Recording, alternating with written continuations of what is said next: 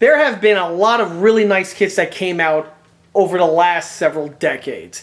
However, if there was ever a model kit Hall of Fame, this one here would definitely be on the short list for its nomination.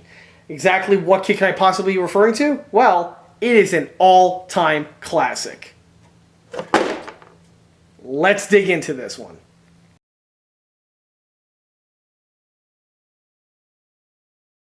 Hey everyone, this is John from EastCoastArmory.com, and I'm here today with a model showcase video for this 1/35th scale USMC M48A3 Patton medium tank. The model in this video is built for my own personal collection and is not for sale and or purchase. However, as I often mention in these videos, I frequently take on commission build projects from models ranging between 1/35th scale and 1/6 scale. For availability and pricing information, that would be best by contacting me through the email address listed below, which is info@eastcoastarmory.com. The model itself is built predominantly out of the box. However, I did deviate from the kit in order to improve the model's detailing, as well as I also converted this model from static to motorization. In this video, we're going to be going over the basic kit, giving it a full kit review, and I'm also going to be going over several of the add-ons that were added to the model, not to mention the conversion work that was also added to the model to bring it up to the condition that we have here. So with that in mind, there's going to be a bunch of info coming right at you, so just sit back and enjoy the show. To kick this video off, let's go ahead and take a quick walk around this model. And this vehicle here is the US M48A3 Patton tank. The Patton, of course, is a medium tank that was designed immediately after the post-war years into the 1950s time frame. The M48 came about from lessons learned from the previous generations of vehicles, being the M46 Patton, which was in itself an improved version of the original M26 Pershing, which did see service during World War II. Even though technically this vehicle is an evolutionary change from the M46, it really departed from the previous design with the design and shape and manufacturing technology that was used to create the hull. Rather than the other vehicles, which had a mosaic type hull of both rolled steel and cast sections, which were all jigged and welded together, the M48 was unique because it was the first to utilize an all-cast bathtub type hull, which gave it superior ballistics compared to the other counterparts. The M48 was also the first US tank design to remove a secondary driver position, and from this point onward, all American tanks would utilize a single hatch in the hull for the driver. Armament speaking, the vehicle had the same exact caliber and main armament as the previous generation tanks, being a 90mm. Even though by this point in time it was arguably that the 90mm wasn't exactly going to be up to date for the new generation of Soviet tanks, which were coming off the production lines and drawing board in the time that this vehicle was being produced, as well as also in the immediate future when the vehicle was eventually adopted. However, the vehicle kept the 90mm all the way up until the mid-1970s timeframe, to which there were some upgrade programs, but that's really out of the scope of this video. Aside from the main armament, the other secondary armaments were also off the shelf and were US inventory at the time, which would include a M2HB for the Commander. However, like previous generation tanks where the Commander was exposed, on the M48, a mini turret was designed, which protected the tank commander and kept him enclosed, which is going to be important because nuclear, biological, and chemical warfare was potentially an issue. In addition to that, the coax MG was none other than the M37, which is just a tank modified version of the Browning M1919. The vehicles were originally gasoline powered with a V12 engine. However, this was where the vehicle did have some shortcomings and the V12 was a bit thirsty. Throughout the development of the M48, some changes were made to the engine to give it better fuel economy, and this evolved into the M48A2. However, in the late 1950s and early 1960s, it was decided to switch over to the diesel engine because of the other new vehicle coming out, which was the M60, and just the diesel engine offered a lot of benefits compared to the gasoline counterpart. The vehicles that were retrofitted to have the diesel engine were designated the M48A3. In addition to the engine, the Commander's cupola also had an adapter ring that was developed, and this elevated the height of the cupola. However, it gave the tank commander a full 360 degree of visibility, which was something that was greatly beneficial for situational awareness. The side effect was that it elevated the profile of the vehicle. However, in the past, US tanks didn't really care too much about silhouettes. Vehicles with this pattern were also upgraded from both M48A1 and also M48A2s, and there are some differences that can be visually seen. and one of which would be the pattern of the headlights, as well as also the number of return rollers. The vehicles that were upgraded from old school M48A1s tend to have the early bed frame type headlight cluster, and they also have the 5 top return roller mounts, while the vehicles that were upgraded from M48A2s tend to have the 3 return rollers on the hull and the later single dual headlight cluster that is found on other later pattern of US vehicles. Throughout the 1960s timeframe, both the U.S. Army and the U.S. Marine Corps widely utilized the M48A3 Patton. Most notably, these vehicles saw service with the U.S. military in the Vietnam War. The vehicles performed extremely well, and they were very difficult of a threat for the Viet Cong and the North Vietnamese to deal with. Eventually, when the U.S. pulled out, many of the M48s that were left in country were handed over to ARVN, and then eventually when the South Vietnamese government collapsed, the now united Vietnam country kept and retained these vehicles that were left former ARVN vehicles, and they are still in inventory and with use with the NVA today. Post-Vietnam use in the U.S. military, the U.S. still had a large number of these vehicles on stock. However, by this point, even the M48A3 was heavily becoming antiquated and was going to be really substandard with dealing with the current Soviet tanks that were being fielded. At this point, it was decided to upgrade the M48 one last time to basically make it on par as much as possible with the M60 platform, which would of course lead to the M48A5. This is a vehicle that was extremely successful. However, it's again out of the scope of this video, and it's something for another video for another day. And here's the model at the start of the build. For the base starter kit, I'll be utilizing this vintage 1/35th scale Tamiya M48A3 Patton medium tank kit. This particular kit here, as I mentioned in the pre-video intro, is a legendary kit, and it's also one of my personal favorites, so I'm really going to have fun digging into this one. The Tamiya M48A3 is one of those kits that have been on the market now for basically a very long period of time, and it doesn't exactly have an end in sight, and there's some pretty good reasons for that, as this kit does bring a lot to the table. As for the exact history of these kits themselves, Tamiya designed and tooled these kits up back in 1981, and these kits have been essentially in constant production literally ever since, with basically almost nothing being made to the kit's interior, or I should say the internal components that are supplied with this model. Same is also true for the markings for that matter. The kits are not nearly as old as some of the other tooling Tamiya kits I brought on this table in the past. However, this thing is far from being a spring chicken. But it's a very relevant kit, and again, all these years in constant production, it's done for a reason. This kit here is still arguably just as relevant today as it was back in 1981 when it was first released. So, by that metric alone, these things are going to be with us for quite some time. This particular kit here is a rather interesting one because it is one of the earlier production and imported units into the US, and I'll go over more of that in a moment. As for this kit, how I came to possession of it, well, I bought it off of eBay about 3 or 4 years ago, so it's about time I actually dig into this one. It has been in the shop for a little while. There's not a whole lot of dust on the surface, as it was probably underneath a stack of other kits, but needless to say, it's a good thing I get into it. This kit here I purchased in a lot with another model that was paired with it, and I paid about 25 bucks all in, and that's more or less a pretty good bargain because I'm getting this with another model. Generally, these kits here retail anywhere between 15 to about 30 US dollars. And again, circling back to what I stated before, one of the hallmarks on this kit here is how ridiculously easy they are to track down. Because they've been in production for so long, the market is flooded with them, and because of that, prices are extremely competitive. So you could get one of these for a really good deal. Be it in a brick and mortar store, a swap meet, a flea market, eBay, you name it, if they sell kits, chances are tracking one of these down aren't going to be that difficult. This one here, although, is far from being a mint in-box unit, and you'll see again more of that when I crack the box open. As I mentioned before, I bought this in a lot with this in another built Tamiya model, and this one here is still in a mostly kit format, while the other one is more or less in a pre-built wrecked type format. So that one is going to be the subject matter of its own old tank repair video, but more about that to come. Back to this one over here. So I bought it a few years ago. I absolutely love these kits. They're a blast to work on. And this, by the way, is far from being my first Tamiya M48A3. And it's also not my second or my third. I believe I've built, let's see now, 1, 2, 3, 4, 5.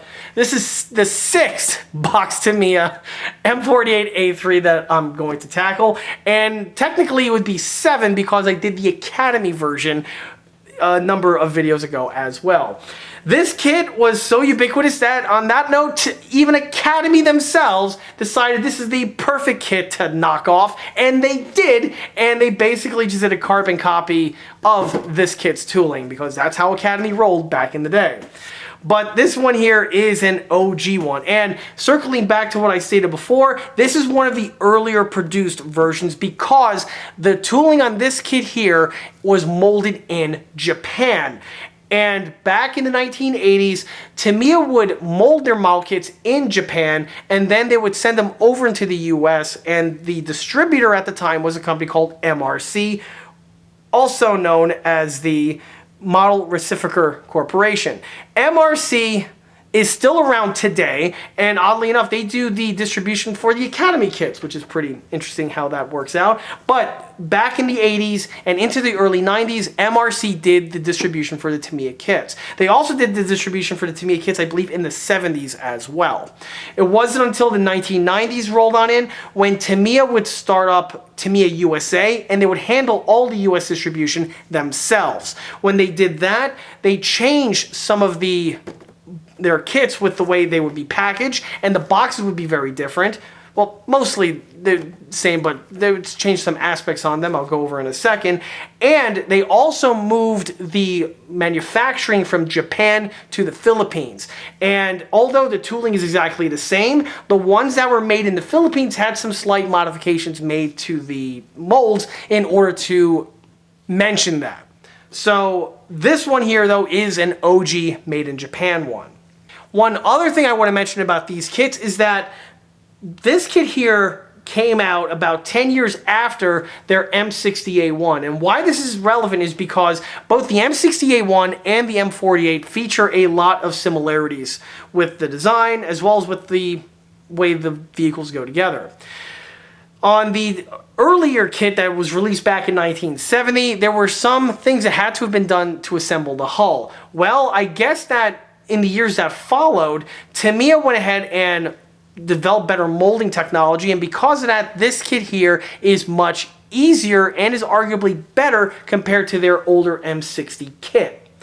Same is also true for the tracks. The tracks on these kits here are also far superior compared to the ones found on the older kit from 1970. Some other information that's interesting to point out is that these kits here were designed to be motorized. However, as far as I'm aware, they were never released by Tamiya in a motorized format. If anyone have ever built one of these kits, you'll notice that on the model's hull, it has all the provisions to be motorized, and it was always one of those cock teases that always eluded you as a kid when you ever built one of these. It's like, yeah, the kit's really cool, but it would be even cooler if the damn thing was motorized. So that was never the case with the Tamiyas. When these kits were finally released back in the 80s, Tamiya moved away from releasing their 135s in a motorized format, although the artifacts were still there, I guess, as a potential avenue that they could take the kit, but as far as I know, Tamiya never did that. Interestingly enough, Academy, on the other hand, when they jacked the kit, they're like, hey, that's really cool, let's go ahead and do that ourselves, and that's precisely what they did, releasing their version of the M48A3 in a motorized and a two-way, or I should say a two-wire remote type fashion. For the Tamiya ones, they've been static from the start all the way up until today. And that's what we have here. Or at least that's how it's starting out. If anyone knows a thing or two about my Patton videos, you'll know probably what I'm going to be doing to this one here. But more information on that is to come. Something else that's interesting to point out about the Tamiya M48 kit is that shortly after this kit here was tooled up, Tamiya went ahead, took the components for the lower hull, tweaked them a bit, and they released their Sgt. York kit based on this tooling. And if anyone's a fan of the channel, you'll know that I've built several examples of the Tamiya pattern of Sgt. York, and they can be found on the ECA channel, and I'll also throw the links down in the video description below in case anyone's interested to check those videos out as well. With all that out of the way, let's go ahead and actually start with the review. So here we have the box art and graphic design, and the box art here is awesome. I always did love the Tamiya M48A3 Patton box art. We have here typical Tamiya format. The artwork is excellent. The details are really nicely rendered out, and it's just nicely painted and just composed overall. Even though it's a typical white background box art, it's just something about these Tamiya box arts that just slay. So you can see all the cast texturing integrally molded on, you see rendered onto the illustration. You can see the headlight detailing, the brush guard detailing, the mantle detailing. Basically, the box art was always better than the kit's tooling, and that's something that even still reigns true today. But just something about these Tamiya box arts that were just always cool.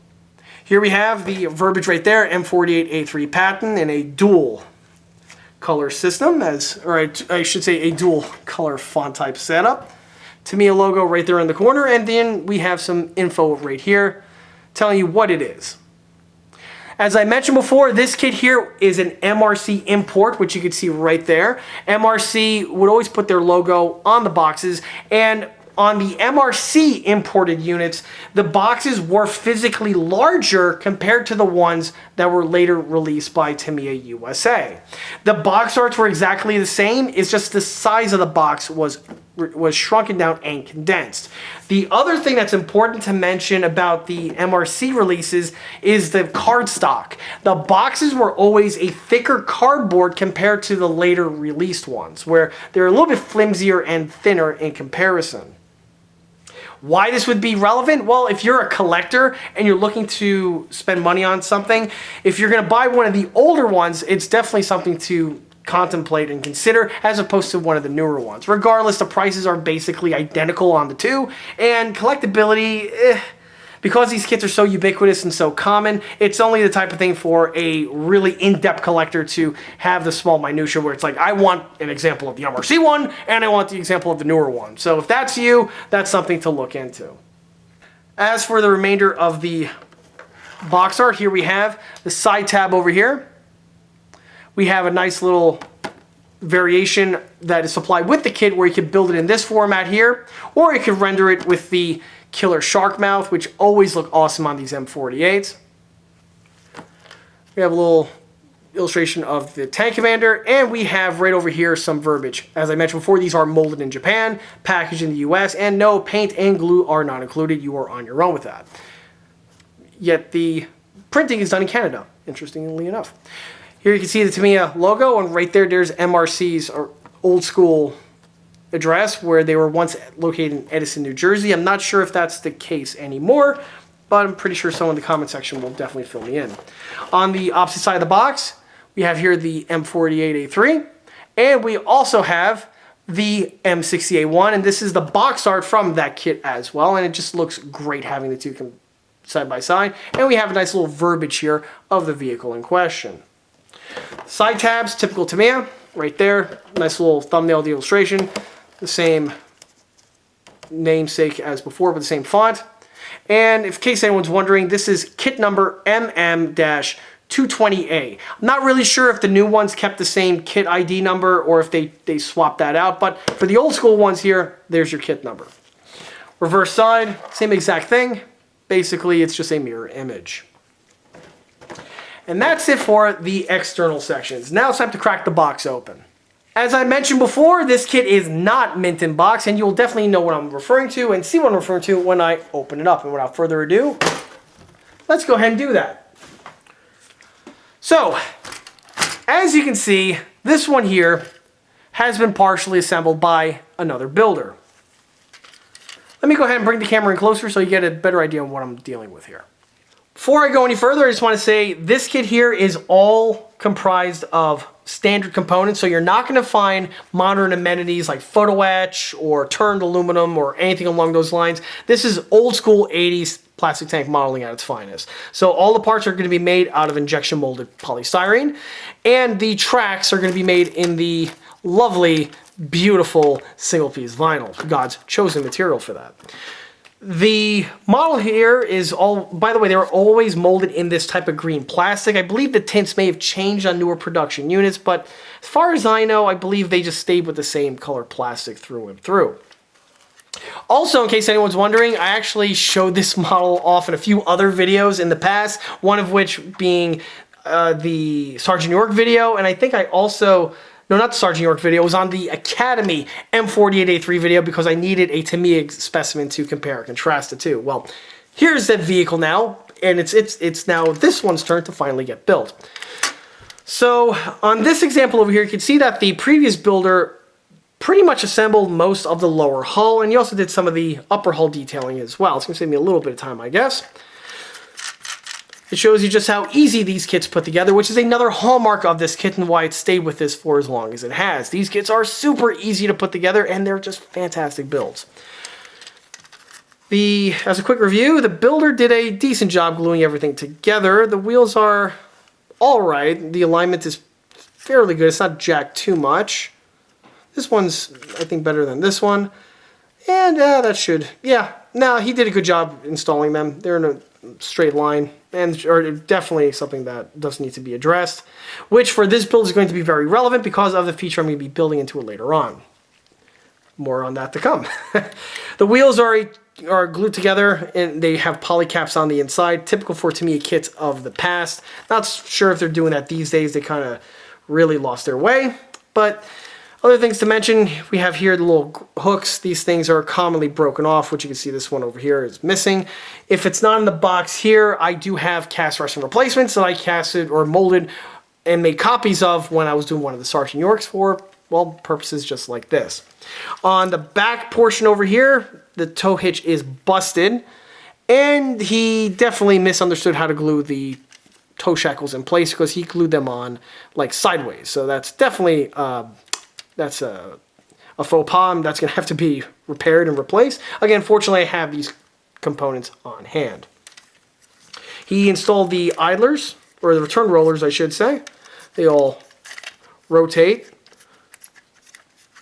pretty good. He did the sprockets, assembled them pretty good. The timing was pretty good on them as well. And, you know, he did a decent job for what they are. He painted the wheels in this blue color. I don't know if he was using that as a primer or something, but, you know, the paint is applied nice and thin, I'll give him that. And he also started painting the rubber tires, even though he painted the faces blue. Again, I don't know what the guy was thinking when he was building this. I don't know who the person is personally. It's just a random kit I bought off of eBay. As I mentioned before, and he also, it looks like he tried to pre-paint the hull. This looks like Tamiya Olive Drab, which is not a bad color to use. He looks like he was using a paintbrush for it, and he just stopped at the side sections here, for whatever that's worth. As I was going to say before, the kits were originally intended to be motorized. So you can see this, and as I mentioned before, when I was a kid building one of these for the first time in the 90s, it was just like, what a cock tease, you know? It's like, what could have been, you know? But yeah, we now have the technology to correct that, and I will on this build. If you haven't guessed it yet, I'm making this thing motorized. He assembled the final drives right here and here. Oh, the one thing I want to mention, which was a huge improvement on these kits compared to the earlier M60A1 I was alluding to before, is with the way the hull goes together. On the M60, the hull was a multi-part assembly where you have the bottom plate, and then you have these two side sections that got glued in place, and it was always something you have to fiddle with, and there's a seam to contend with, and it was one of the more trickier aspects on the older Tamiya kits, and still true today for their M60A1 and also their M60A3. But on their M48 kit here, that wasn't the case. The hull was integrally molded as a single piece, so it made assembly much easier in comparison.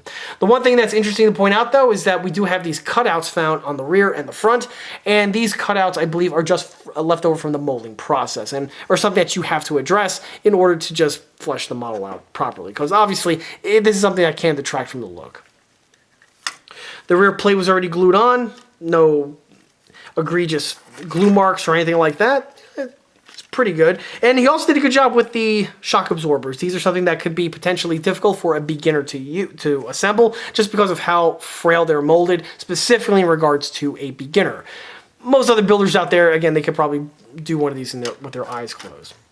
Probably one of the biggest complaints by a lot of model builders out there is the lower hull because of the motorization aspect. It has this little robot face found on the bottom, and this is something that would always make a lot of more elitist type builders pretty mad and salty, because this is something that can hurt the look of the build. Obviously it's on the bottom, so it's not really noticeable, but this was something that would always, without fail, anyone asks a question about this kit on the forums, this is the #1 complaint that they would talk about, besides the other mistake that this kit does have, and it does have a fairly substantial mistake that I'll talk about in a minute.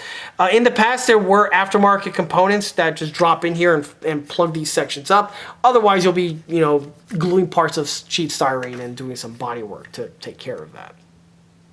The final drives have also been mounted on at this point with their stems. And, basically what you see here is built out of the box. So that's the lower hull, and this brings us to the upper hull. Upper hull here appears to be decently built, although I think these hooks are mounted on in reverse. That's something I'm going to have to correct. He did a good job building the air filters. They look pretty good. These are a multi-part assembly, and for a beginner out there, you can easily botch it up where the thing could collapse on you if you're rushing or you're not letting the glue set. And this guy did a pretty decent job from what I'm seeing here. I'm not seeing anything, again, overly egregious. The boxes are properly installed. I remember on the Sgt. York build, I had to pluck them off because it was like half glued on, and that's not the case here. These things are glued on firmly and evenly, same as with the other main toolboxes here on the sides. The side supports are glued on. These were separate molded sections and are something that can elude a beginner, but these ones appear to be pretty good.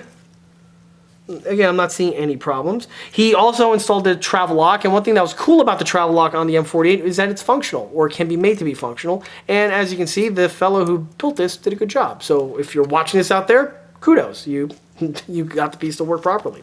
The unit is finely molded, and there's a small little stem that's integrally molded on, and it's not hard to snap that little stem off. So the fact that he was able to deburr it, remove it, and actually do the soldering iron trick to it is one that actually shows that he was pretty decent with that. So again, kudos to you. You did a good job.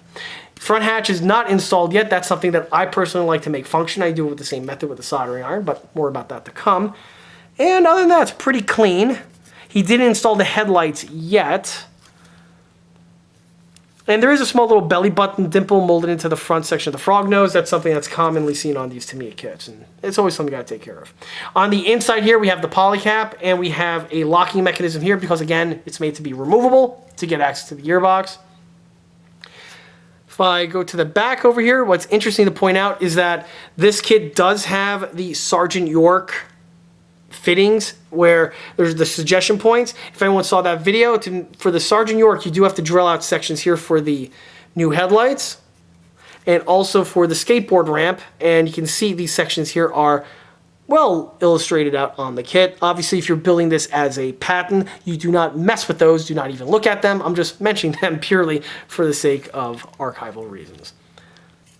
That's all there is to the upper hull, and this leads us now to the actual kit components, or at least what's left of them. Being a Tamiya kit from the day, these kits feature a small number of runners, and basically almost everything on the runners get utilized for the general build. This runner here consisted of a lot of the lower hull components, and we have here some of the parts that are left, such as the headlights. What's cool about the headlights on this kit here is that they are in a single molded cluster, so it simplifies the build immensely. Although the top blackout light and the siren do need to be glued on, they are separate molded parts, which you can see them right there and there. We have here some of the rear hull lifting lugs or lifting hooks. They are present. And we also have the back portions of the headlight brush guards, which are present as well. Remainder of the parts can include a external mounted M2HB with a a field-modded mounted cradle, and this is for the Mini Cupola. Now I'm jumping ahead a little bit, but this kit gives you the option of having it either with the internal M2HB, or you could render it with the field-modded external M2HB, which is something that was done quite often in Vietnam. And as a kid, I'm like, screw it, I'll have double 50 cals on my tank because it's my tank and it looks awesome with the extra firepower. And although that is still true, they never did that. The M2s were either internal or external mounted. So, or at least that's what I gathered from all the photographs and what everyone kept on saying back in the day. Other parts on the runner include some jerry cans that we see right here. 2-part assembly, separate molded handles. Pretty good for what they are. They have the can holder and the straps integrally molded on. And we also have here a little chair that's for a driver to be mounted on inside the turret. But more information on that is to come. And we also have the commander himself, or the driver. Either one. So that's this runner. Oh, the other thing I want to mention about the runners is that these here are made in Japan. So you'll see that little verbiage right over there in the corner. As I mentioned before, when production was moved to the Philippines, they would go ahead and systematically change all the tooling, where they would mill out this little information over here, and they would go ahead and make a little verbiage on the actual new production location, which was, say, made in Philippines.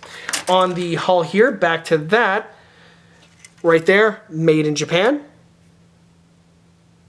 While on the other kits here, this would be milled away, and they would have another little slot that says made in Philippines on that portion of the hull. And why not? Since I'm on it, here we have made in Japan right there on the lower. Again, if you are a collector of these things, is potentially something that you might want to pay attention to. Digging down deeper takes us to some other runners. Let me just mention the depleted runners first. This one here contained more of the running gear, which is why it's mostly depleted. The kit does give you 2 spare tires to use, along with some other pieces of equipment, spare track links that will get mounted to the sides of the turret. We have some other type Alice type bags or just storage bags. And this kit also has the option of being rendered with a really cool snorkel for US Marine Corps use and a rubber hose. We have here the rear tin work that protects the sprocket area. Nicely rendered. And again, this is just some nice detailing overall. We also have some separate molded hinges here for the rear engine hatch. And these are some things that are parts that are generally overlooked when a youngster is building one of these. And I can speak from personal experience with that. This runner here definitely was one that contained the running gear. It's all mostly depleted. The only thing that's left is the adapter for the gearbox itself, the rear latch, which you need in order to couple the upper lower hulls together.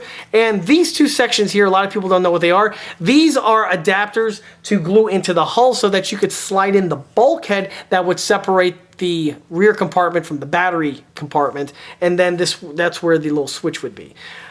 Again, never made motorized, but again, all of the provisions are there supplied with the kit. And yes, I glue them on just for, well, prosperity reasons. Okay, so that's it for that. This takes us to the next runner. And this runner here consists of all the turret components. Because the fellow did not get to the turret, this one here is still left mint.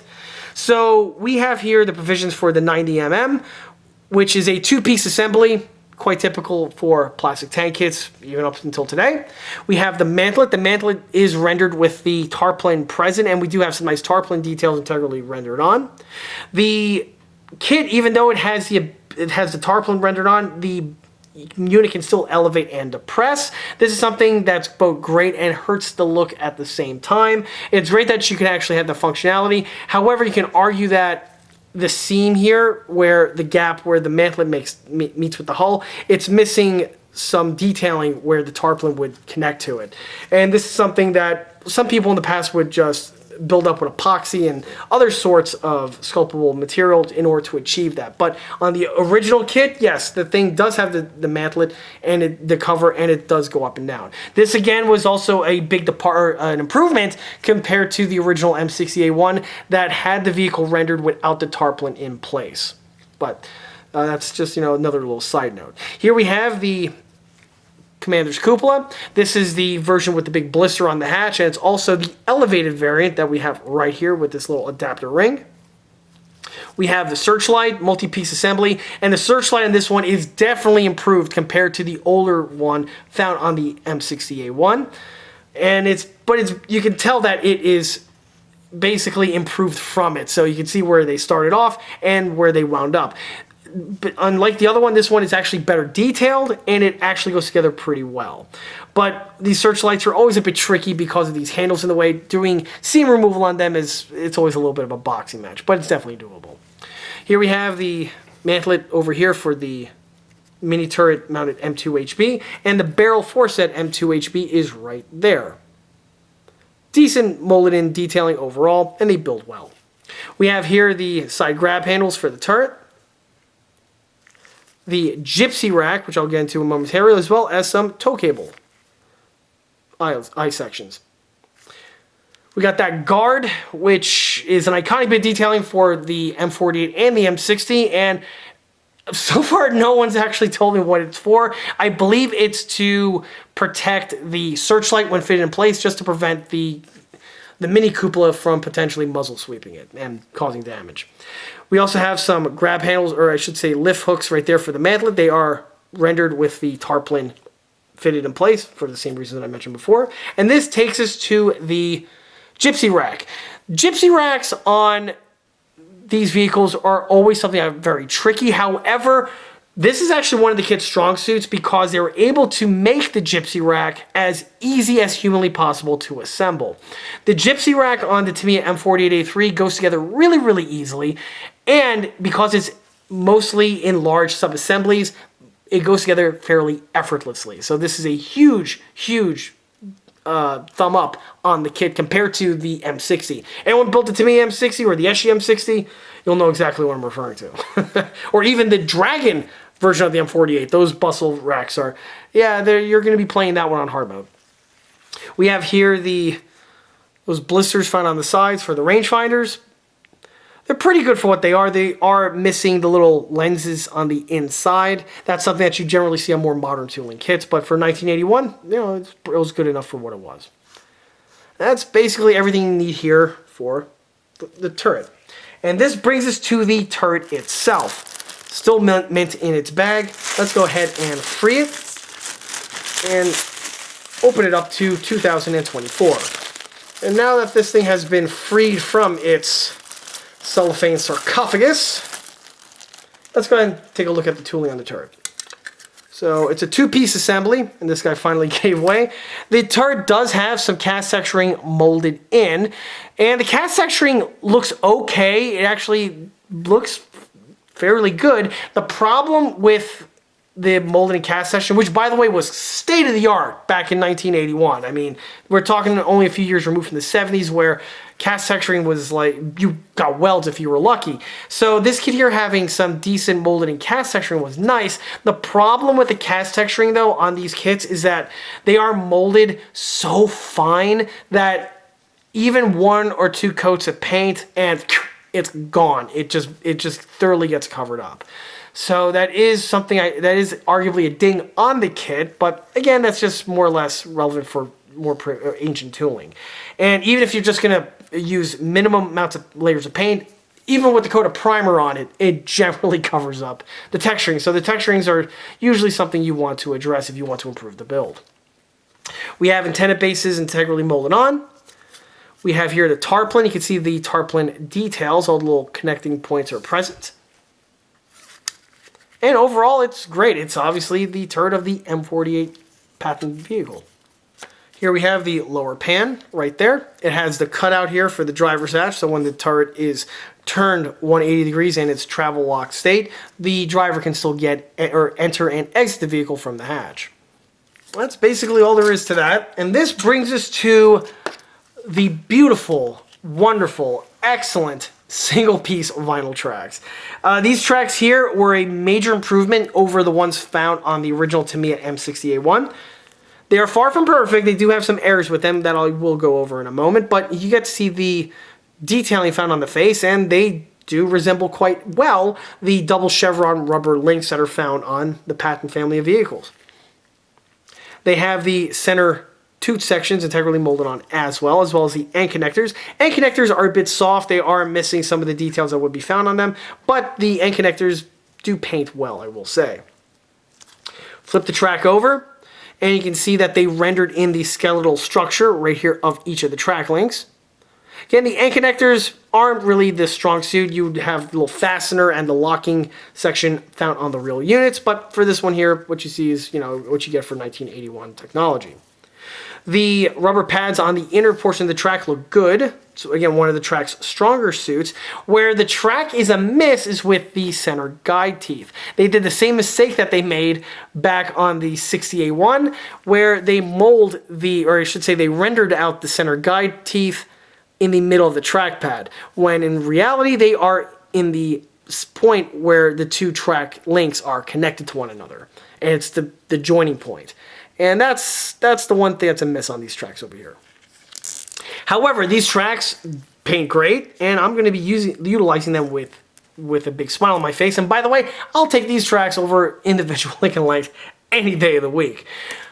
The tracks are molded in this metallic-looking gray rubber, which is quite typically seen on older Tamiya kits of this era. I'm not sure what the current generation ones are molded in. I know on some other kits that are still in production, they changed the rubber to a slightly different material, but on the old MRC ones, this is basically what you get. In case anyone out there is looking to replace these tracks with something with a little bit more detail fidelity, you do have quite a few options out there in a multitude of different materials. You have the old school ones, workable track links from AFV Club. Those are awesome, they're great, and there's a reason why those two are still on the market. You also have some metal track links from, I believe, our model, and there's a few other companies out there doing them in cast metal. And then now we have the versions from Tacom, which are workable as well. All of which can replace the stock ones here. But for me, I'm rolling with the stock ones because, one, I like them, and two, I'm making the tank motorized. And for motorization, you kind of want the rubber one. Moving out deeper takes you to the the decal sheet. The decal sheet on these older school kits are on a white paper backing. However, the newer ones are on blue paper, and the decals themselves are exactly the same. So it's the exact same layout of markings, the exact same type of markings. It's just printed on more modern printing machines. On the older ones here, I've done a number of these Tamiya kits already so far, and the old school decals actually hold up quite well from my personal experience, so we'll see how that pans out when it comes time to actually mark the vehicle. But here we have the C23, we got the Playboy Bunny, we have the infamous kick-ass shark mouth, which I'm still on the fence of whether or not to use because I've already done like 2 or 3 of them, and I have a few dragon ones that I'm probably going to do the shark mouth on. I don't want all my pads to have shark mouth, so neither here nor there. that's a problem. That's a me problem. Regardless, these decals tend to hold up quite well, and we'll see what they looks like later on. On the very bottom of the box, we have here the instruction manual. Classic Tamiya instructions at their finest, complete with the little tanker guide telling you to read the instructions before you actually build it. So, anyone who's ever seen Tamiya instructions before, these are really, really good and are basically the gold standard in how you do instructions.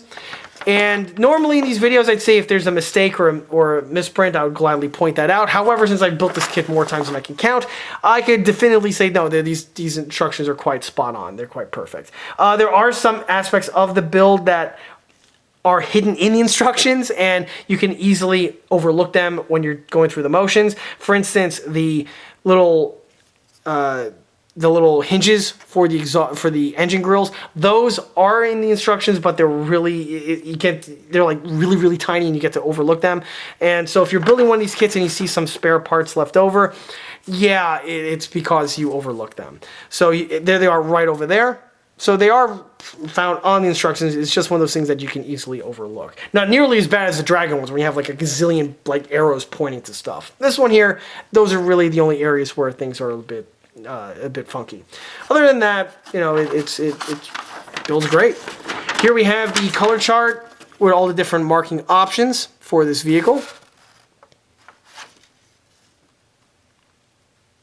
And I'm sure I'm going to be having a blast painting this one.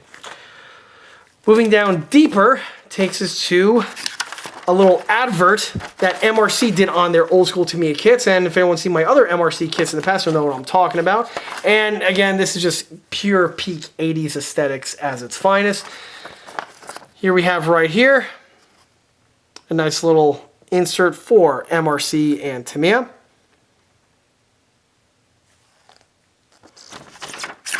Opening it up further, this just appears to be an advert for all of the Tamiya color paints, or the ones at the time, and as you can see, their color catalog has grown quite a bit since 1981. And I use Tamiya paints, and I love them very, very much. So, there you go, a nice little advert here for Tamiya paints. And yes, Tamiya paints do pair very well with Tamiya kits themselves. Well, they pair well with everything. Oh, here goes the driver's hatch right here. It's in intact condition, just snapped off the sprue. And so I'm just going to be able to get this thing in a functional manner in lickety-split no time. We have here the other sprocket. The sprocket I actually borrowed from this kit temporarily to make a mold of it, so I'm able to utilize them on my on the Resin 3D printed Patton-based experimental tanks that I've built from SS Model. By the time this video drops, those tanks should definitely be already on YouTube. And if you're wondering where that sprocket came from, none other than this kit over here. Furthermore, in the bag, in the box, we have this little bag here of 3D printed components. Obviously, this is something that's not supplied with the kit. What we have here are the ECA 3D printed adapters for motorization use. For this one here, it's kind of irrelevant for this kit or this build because the sprocket's already pre-assembled. But this here is an adapter for the Tamiya twin motor gearbox for it to replace the polycap found on the inside.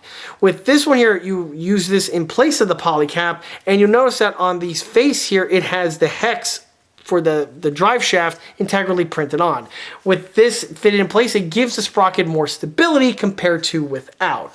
It's still able to work just fine without, but it works a little bit better, I find, with these components fitted in place. As for what this sprue is, this is actually going to be used on this model, and these are the hex adapters for the Tamiya dual motor gearbox. So if you look at all of the Tamiya tanks that are motorized or were designed to be motorized, the reverse section of the sprocket has a hex integrally molded in. And this was to give traction and grip on the drive shaft to propel the tracks. Well, on the Tamiya dual motor gearbox, the hex is still present, however, it's a much smaller shaft diameter compared to the old school ones. So to compensate and to adapt, we have this set here. It's 3D printed and it just drops in directly into the hex portion, and the center portion here is the diameter and the shape of the hex found on the dual motor gearbox, so it just locks in place. You'll see exactly what this looks like as the video goes on, but rest assured these are, well, not this one, but this one's definitely going to be used. While on the topic of ECA 3D printed parts for the Patton, this leads us to one of the quirks that this kit does have, and it's with the last row wheel that we have right here. So on the bottom portion here of the M48, we have this extra tube that comes out of the rear torsion bar mount. And this here is an appendix from the M48A1 where it had a trailing idler. By the time the A3s came out, and even the A2s, the trailing idler was eliminated. However, the provision here still remained. On those kits that had the trailing idler deleted, there was a cover cap fitted in place just to prevent crap from getting on the inside of the vehicle. And on the Tamiya kit here, it's rendered out, and it's actually hollow. And it's one of those things that when I was a kid and I was just stumbling into this stuff eluded me, because I'm like, why is there an extra hole there? Did I miss something? And this hole is present on all the Tamiya kits, and it's something that can and does hurt the look, in my opinion. And so to cover that up, here we have a HD resin 3D printed insert. These are the details for the cover caps and are used to plug up that hole found on the rear portion of your Tamiya or Academy M48A3 build. They are a drop-in installation. You just remove off of the sprue and they just drop directly into the hole that's found here. This one's going to be a little bit tricky because the swing arm is already fitted in place, so I have to do some slight modifications. However, if you're building the tank fresh, they just drop directly in, and then you glue the torsion bar over it, and you can call it a day. These pieces here have all the bolt and fastener detailing present, and you'll see what they'll look like as the video goes on once everything starts going into paint. Jumping forward a little bit, here we have the model going through its production. So the first thing I want to mention, the very first thing that I did on the model was I added the cast texturing to the lower hull.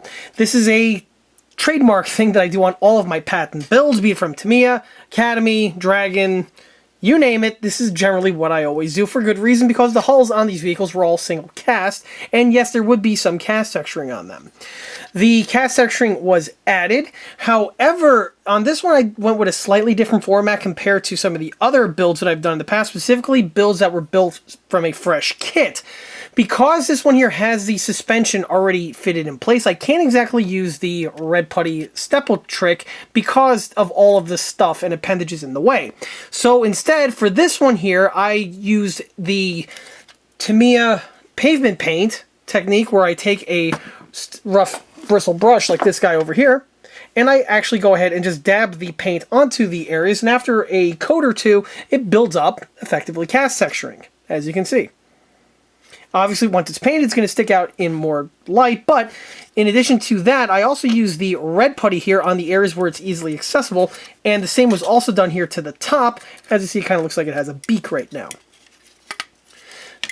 The stuff was added, and then after that, it was set to dry.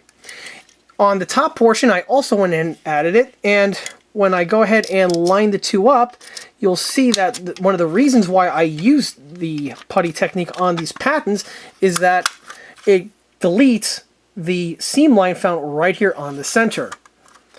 I did show this technique in one of the other M48 videos for the exact same reason. So with this technique, you get the best of both worlds. First, you get the nice cast texturing, which would be appropriate, and then for this particular example, because he's being made to be motorized, the top needs to come off the hull, or the bottom hull, I should say. And because of that, you are, if you build the thing out of the box, you are going to have a natural seam line in this area over here. However, with the putty technique, I go ahead, I secure the upper and lower hulls together with the polycap. Then I go ahead, add the cast texturing with the putty, and then once the putty is fully set, I carefully just pry the thing apart so you get the piece to be two separate halves. And as you saw before, the seam was absolutely seamless. And that's a really good technique, specifically for this application. Because the remainder of the model is pretty much already pre-built, this goes and really saves a lot of time for this particular build. However, I went ahead and still made some modifications. Some of the grab handles were improperly installed, so I removed them. As I mentioned before, the lift hooks were completely botched. I went ahead and amputated those out. Fortunately, I do have cast arson replacements. They will be added momentarily. And the lower hulls actually would be normally ready for the next step.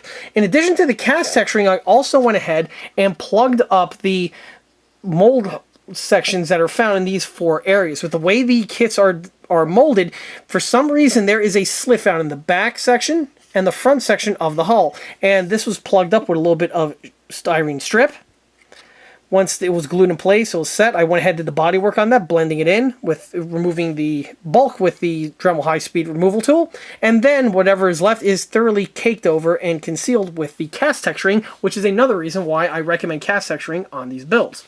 Temporarily putting down the hull also brings us to the turret. The turret has been assembled at this point, or I should say the basic turret has been assembled.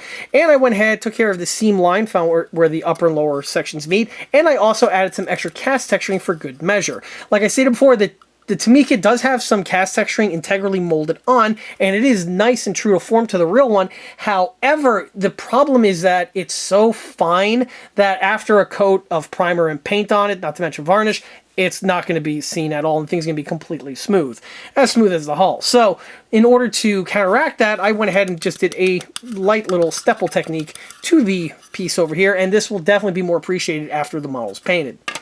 On the Commander's cupola, I went ahead and did the pavement paint technique. Because of the small confines over here, you don't really want to use the red putty for this, so the brushed on stuff was more than enough for the job at hand, and after it's painted, of course, it's really going to look great. At this time, the 90mm has also been glued together, and this guy here is actually ready for its next step, which is going to be seam removal. And if anyone ever wonders exactly what does seam removal look like at first, here we have it. The sections are glued together. After the glue sets, I go ahead and I add a nice bead over the two seam areas. And then, as disgusting as this looks at this time, this is exactly what you want in order to go in here with the needle file and sandpaper in order to polish this thing down to a nice smooth manner, which you will see as the video progresses. So that's it for the upper and lower hull. This brings us to the motorization aspect. So here we have the gearbox right here. Tamiya twin motor gearbox. In case anyone is wondering, I actually did a whole video on the assembly of this gearbox in case anyone was curious out there on exactly how these things are built and what you get into when you purchase or utilize one of these things on your models. So the gearbox has been assembled, however it has been modified. The gearbox normally fits okay into the confines here of the Tamiya M48, but some tweaks can be made to make the piece fit better. First, the molded in feet are amputated out. I do a little bit of material carving on this section over here just so it fits in better into the confines. And I also go ahead and remove a little bit of material from this portion over here that sticks out. With the way you assemble it, you will have a bit of axle protruding from this area here, and it gets in the way. So this was cut away with the dremel with a cutting stone. With that removed, I also went ahead and glued a piece of styrene here on the bottom portion of the gearbox. This covers the center span as well as also the center spine, and this gives a much better location to add adhesives for the next step, which is adding a floorboard onto the engine compartment. With the way the kit is designed, the gearbox will just sit on the inside and it'll bottom out before it goes past the location where the axle really needs to be. In order to thwart this, you need a subfloor. Fortunately, Tamiya themselves knew what they were doing because when this kit was originally designed to be motorized, they have the motor gearbox mounts integrally molded in at the appropriate height. Funny how that works. So I just went ahead, cut a panel of Lexan to shape so that it slides into the twin motor gearbox sections on the floorboards, or I should say on the lower hull. This glues in place. It's a fantastic location to add the adhesives. And then this section here will eventually get glued on, and we'll be able to mount the gearbox permanently in place. And as for mounting on the gearbox, this is where you're going to have to really measure twice and glue once. Because if this thing is mounted cockeyed or canted, you're just going to have a really hard time getting the thing to run. It's just not going to run properly. Or it'll run a little bit and then it'll start derailing on you, neither of which is ideal. So you want to make sure that this thing is as straight and true as possible. The way I like to do this, fortunately, there is a nice little hack with the kit, and that involves the engine gratings that we have here.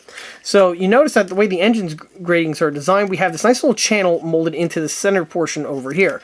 Well, with the way this thing is designed, we have this center spine also integrally molded on. And this is fantastic because this gives a great visual cue on how to line everything up. And basically you just line it up like you would with a rifle sight, and you just make sure everything is nice and lined up appropriately. Using squares is also a nice benefit to make sure everything is where it needs to be. And then once the glues will set, you will have the gearbox at the appropriate location. The other thing I want to mention is the track tension. On the original ones, the reason why they have this little slot here is so that you could adjust your track tension. Me personally, when I do these motorized conversions, I like to have the gearbox shaft at the exact same location as it is originally when the kit was built as static. This way you have basically the optimum of both worlds. You have the track tension at a place where it's pretty much where it needs to be, but it'll also still be able to operate without any sort of problems. And one thing I noticed from the Tamiya M48s is just they seem to work really well if you just go ahead and drop the piece in the same location where the static unit originally was. As I've stated before, and I will continue stating in these videos, the Tamiya M48 is probably one of the best and easiest 1/35th scale models out there to motorize convert. I don't know, there was just a muse with this one here, and I'll probably be regurgitating that line as the video progresses. But from here, I'm now going to go ahead and carefully line everything up, and that's best done off camera because it's kind of hard to show you and make sure the job is done properly simultaneously. So we're just going to have to cut across to when that's already been accomplished. Hopping forward a little bit, takes of the model at the current condition. At this point here, this thing is fully built and is actually ready for paint and completion. So at this point, the gearbox has been fitted in place and the model is fully operable. In order to do that, I'll go ahead and first plug in the battery pack. Slide in here just like so. On this one, I went ahead and made the switch in the turret, and this differs from the other M48 that I did in the past, where the switch was in the lower hull. This is something I have been doing fairly recently on my motorized builds, as it makes turning them on and off a bit easier, more convenient with the hatch, or I should say with the turret switch, having the switch, and with the switch underneath one of the hatches. So let me just go ahead and plug this in. But the way the plugs are designed, they only go on in one direction, so this does streamline things and prevents you from putting the wrong plug in the wrong location. Just go ahead and tuck the subloom back into the hull, like you see. Just like with my other motorized builds, the switch is a three-way switch where we can have the model go both forward and reverse. And in order to get access to the switch, that is underneath the commander's cupola. And the commander's cupola was also modified in having the commander's hatch being able to fully function. The way this is done is with a dremel, or I'm sorry, with a pin vise with a small dremel bit, and I drill out the hinge section very carefully, and I mount a steel pin, or I should say a sewing pin in place, and this acts as the hinge pin, and as you can see, the piece can open freely without any sort of problems. If I go ahead and pick up the tank, flick open the hatch, the switch should hopefully come out with this lighting, and it's underneath the cupola in this area over here. If I go ahead with a little tool,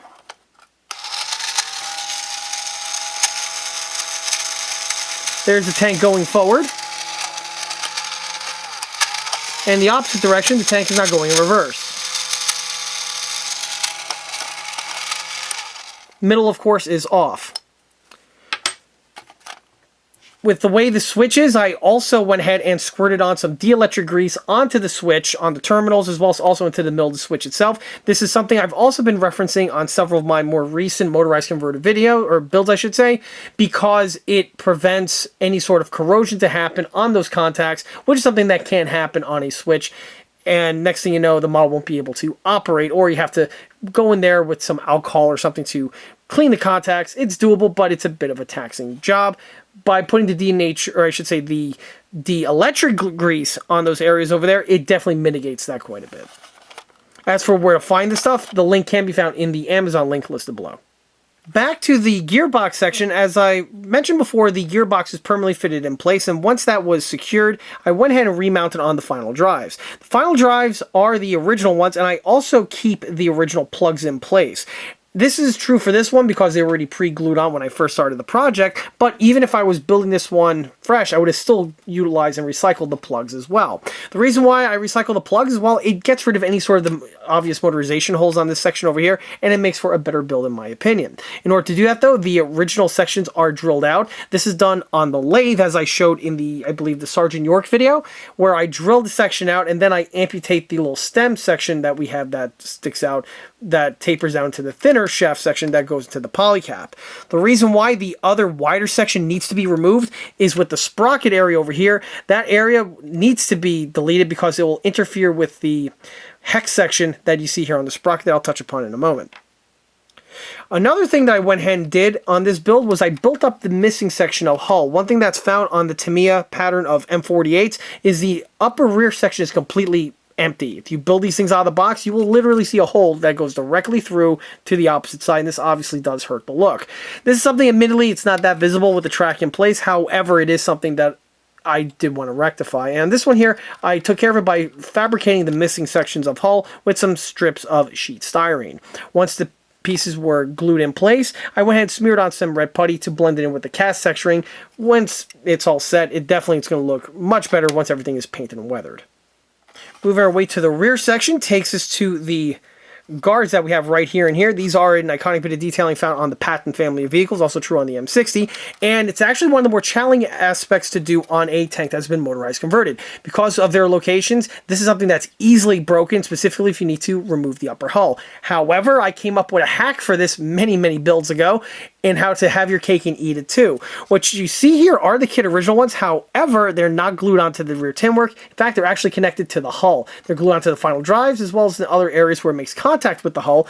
And with that out of the way, you can see that the pieces are absolutely seamless. But if I go ahead and pop the polycap here, the upper can remove without any sort of problems.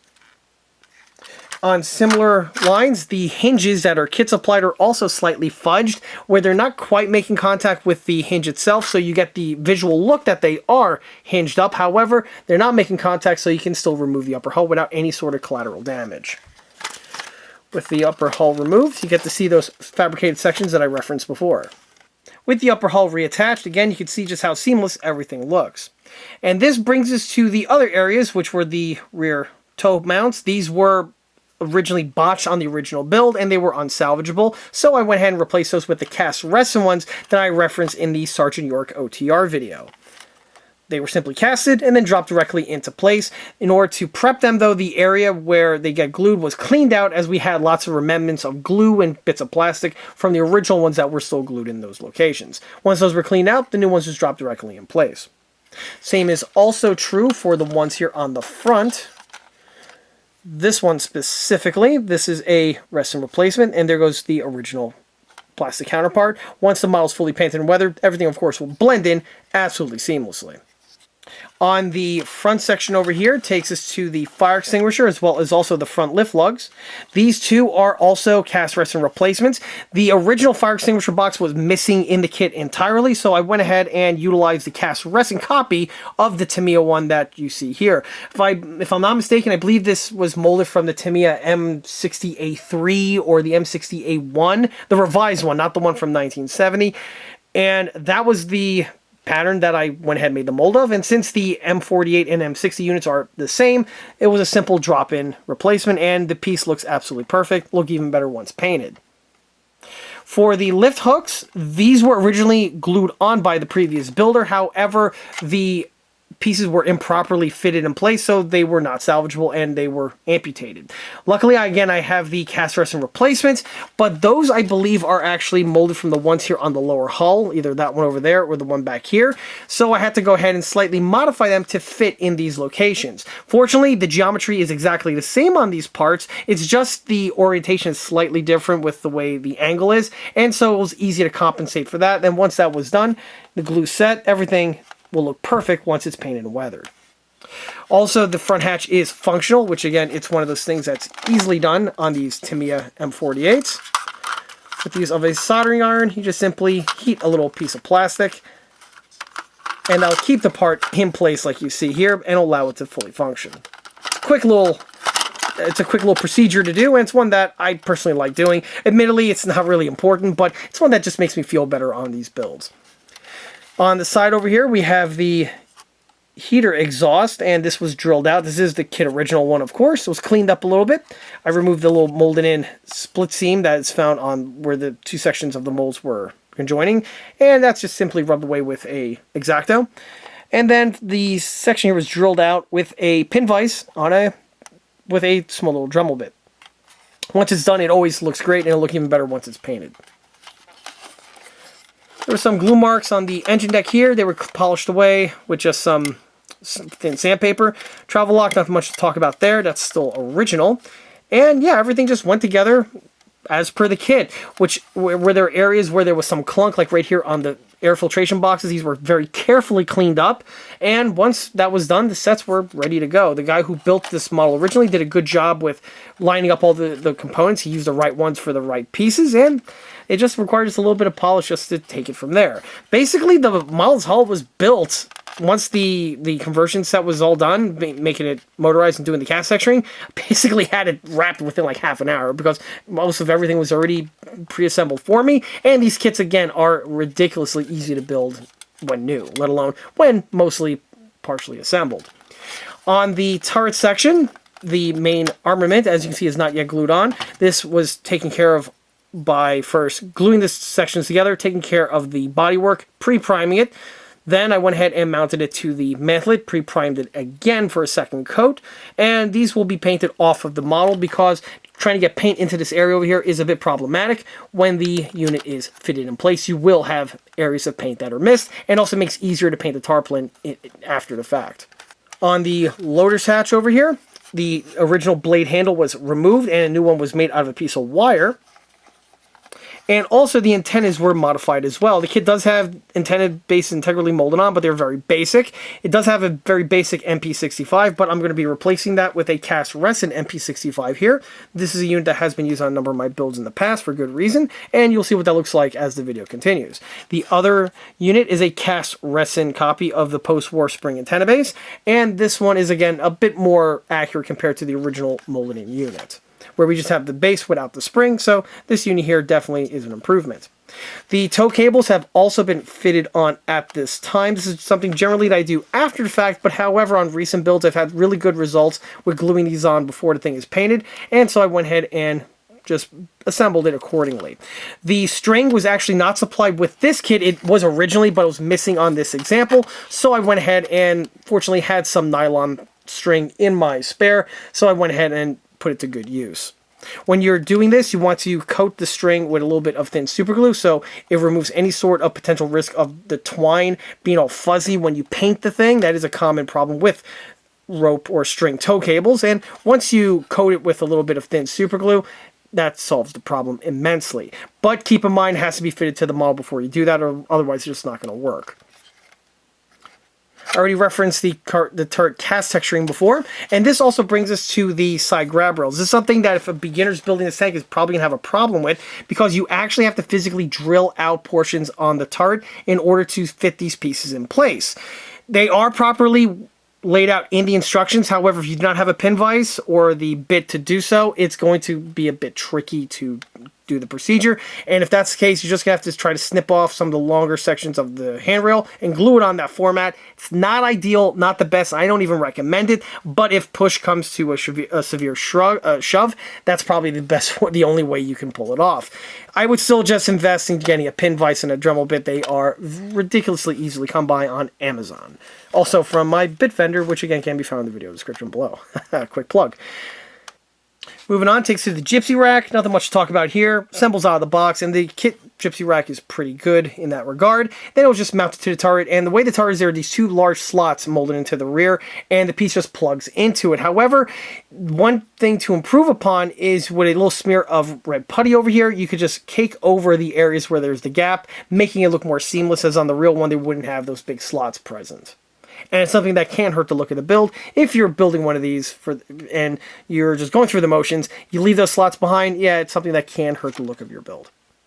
One last thing I want to mention about things that need to be drilled out is with the rear fender over here, there's this communication box that gets fitted on top of the rear fender, and there are holes that need to be drilled out by the builder. They are marked on the bottom, and they are also marked on the instructions, but if you're going through the motions of the build, you can easily forget to do that. Once those things are drilled out, this unit just drops directly in place, just as easy as the side grab rails do. That's all there is for the tank itself. This brings us to some of the other components. Starting with the M2HB, I went ahead and drilled out the muzzle section, again, with a micro Dremel bit with a pin vise. If you do not have the experience or the tooling to do that, you definitely don't want to play around. It's an easy way to ruin your barrels, but I was able to pull this off. This, again, will look much better once it's painted. Went over the MP65 before, and this goes to the searchlight. The searchlight is actually a pretty complex part to assemble, believe it or not. Not so much with the way it's assembled, that's easy, but it's the seam removal that's tricky. This is a multi-part assembly, so you have a seam that runs across laterally, as well as also through the section that we have here, and all three of these seams have to go. And unfortunately, because of these molded-in handles here, it makes the job so difficult. So much so that I found it easier just with a pair of clean-cut snips, or with an X-Acto, you snip the handles off temporarily, do the body work, and then once that's all taken care of, you simply glue the handles back on in the exact same location, and then your piece is better for it. It's easier to do that than try to work around the grab handles. Trust me on that.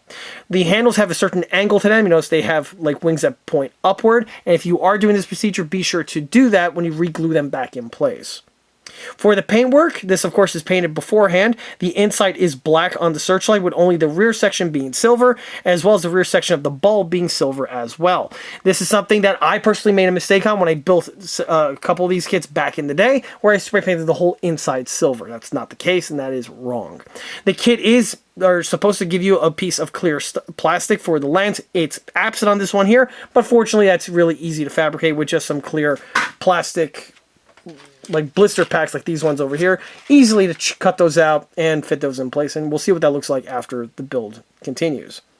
Also, what's missing is the rubber tube for the back for the power cord. The kit gives you a piece of tube for that. Instead of that, I'm just going to use some thin wire, which I do have. And to do that, I drilled out this section over here with a pin vise, and I'm going to do the same for the receptacle here on the turret, because the other one is a tube and it needs to plug into that. With the piece being a piece of wire, you need to have a hole as opposed to a stem. Easily done with the pin vise, but if you are doing this procedure on the Searchlight, you don't want to be overzealous and drill all the way through, because then it will poke out on the reverse side, killing your look. Also on the Searchlight, you'll see these three little swipes of silver right there on the bottom. On the real unit, the bulb is like suspended on these three little columns, and they are silver on the real unit, so I simply replicated that by adding three little swipes of silver paint to these areas over here. Once it's painted, or I should say once it's covered with the lens and everything, it'll definitely look better than just leaving that omitted. As for the face over here, this has been removed off of the sprue just so I could painted much more easily. And this brings us finally to the sprockets. Sprockets are the kit originals. As you can see, the ECA adapters have been fitted in place. These just press fit onto the appropriate locations, and once these are on, they will now slip onto the smaller diameter hex axle that are present on the Tamiya twin motor gearbox. The sprockets also had the mud slits added in place. I've talked about this ad nauseum in many other videos, and I even showed it in many other videos on how the procedure is done, and once fitted, or I should say once added, gives the sprockets so much more extra detailing. However, I will say the obligatory, it's an optional bit of accessory, and if you do not have the tooling or the experience to do this, you could skip it and the model will actually still be accurate, because there were subcontractors that didn't have the mud slits present on their castings. The one last thing I do want to mention about 3D printed parts that were added to it are with the rear idler cover caps right here and here. The Tamiya kit are missing these pieces, as I may have mentioned before, and the ones in place over here are the ECA HD 3D printed ones. They are a 3D printed material that are resin, are very nicely detailed and have the appropriate shape, and they just drop directly in place. When the kit is brand new and the swing arms not yet fitted, it's a very easy installation. They just drop into the kit pieces that are hollow right here on either side. But with the swing arms in place, the installation is a little bit trickier, but still easily done. Instead of plugging them in, you amputate the stem and you just simply slide the part into place, and then once the glue's set, you're good to go. For orientation, it's a bit tricky to get on camera, but I'll go ahead and throw a picture up of one of these units fitted in place so you get an idea on exactly what they look like once fitted in place with the camera nice and zoomed in. Even though this detailing is not exactly that visible, it's just one of those things that just always bugged me on these Tamiya pattern of M48s. Jumping forward a little bit, here we have the model coming to the end of its construction. At this time here, the paint, the weathering, it's all done, and I'm going through the process of installing the tracks. The reason why I took apart the upper and lower hull is because of the return rollers. So with the way this model was originally, as we can recall, the individual who first built this model pre-installed the rollers in place. And although this is doable, it does obviously lead to some complications. One is with paint work. You have to get in here and try to paint these pieces, and when they're fully assembled like this, it is very difficult compared to just leaving them off the runner. The other part that I want to mention is when it comes time for mounting on the track, because of the confines with the top tin work, trying to slide the tracks in place become a bit tricky, specifically when they too are painted and weathered. Is it doable? Absolutely, but it's more easily done before the return rollers are fitted in place.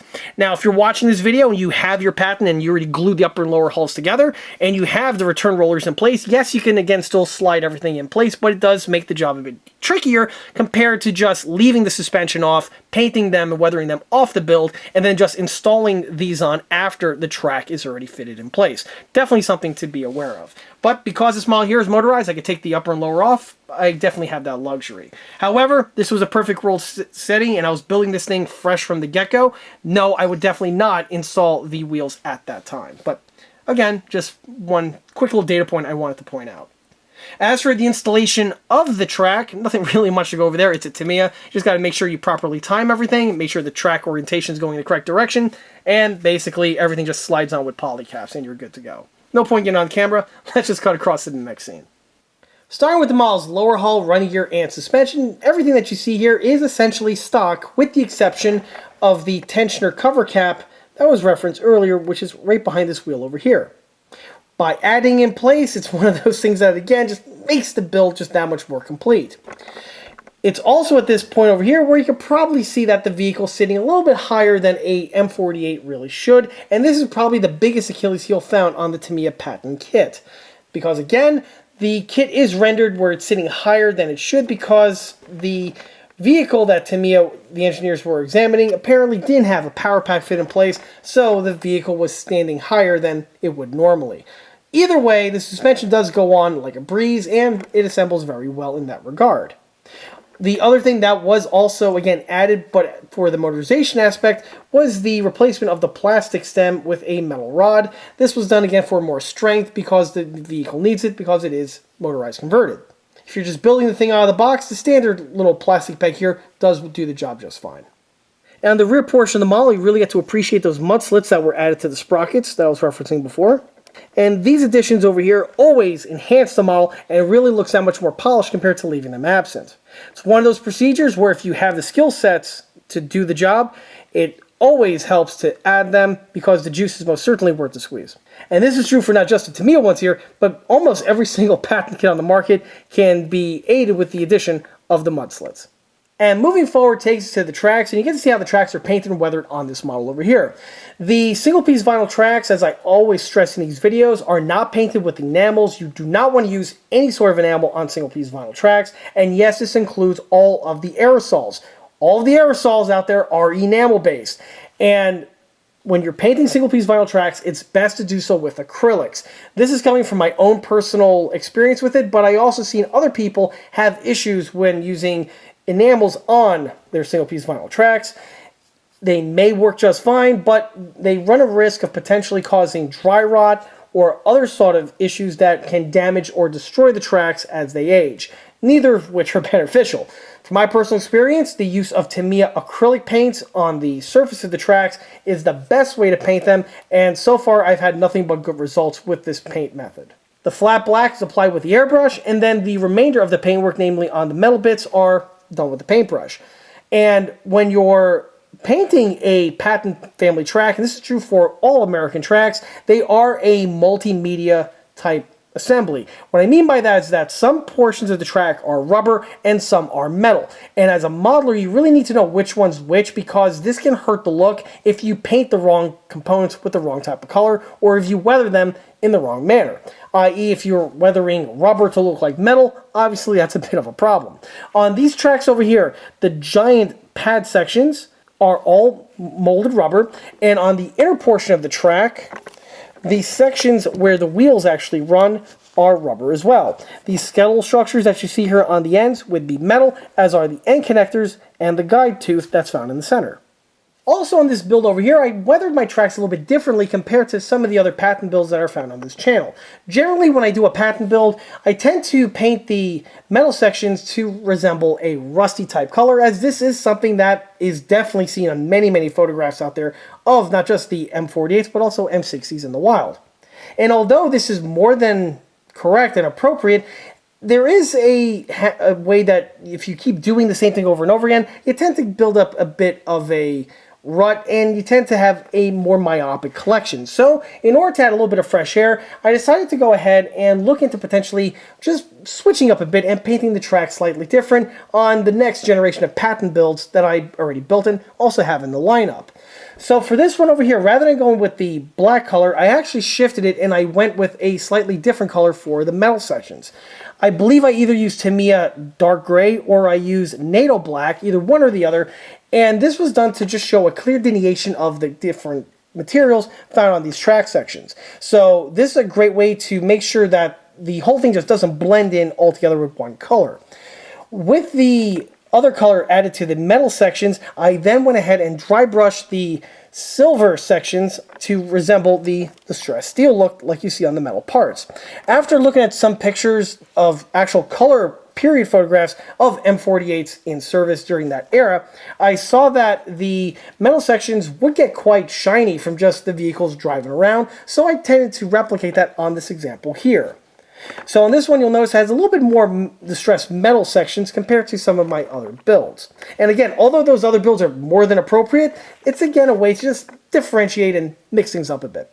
For this one here, you notice that the teeth are a little bit more silver in color compared to my other examples. Again, when the vehicle is driven, the teeth are running in this little track over here, not to mention running in between the road wheels, and after not a whole lot of usage, the surface corrosion would rub off quite quickly, and you'll have the appearance that you see here on this example. So again, it's just another way to bear in mind on what you can do with one of your builds in order to just break up the monotony, as well as also make sure that the thing is still accurately rendered. From the suspension takes us to the hull itself, and as I mentioned before, the entire hull was coated in cast texturing in order to improve the model's detail and accuracy, and now that the model is fully painted and completed, hopefully that cast texturing comes out in better light.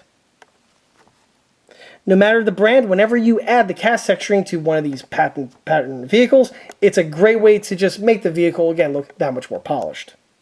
Moving our way to the back, you get to see the rear details now fully painted, and as we can recall, these ones here are not the originals, but are copies of Tamiya originals, but with the model fully painted and completed, they blend in absolutely perfectly as if they were the kit originals.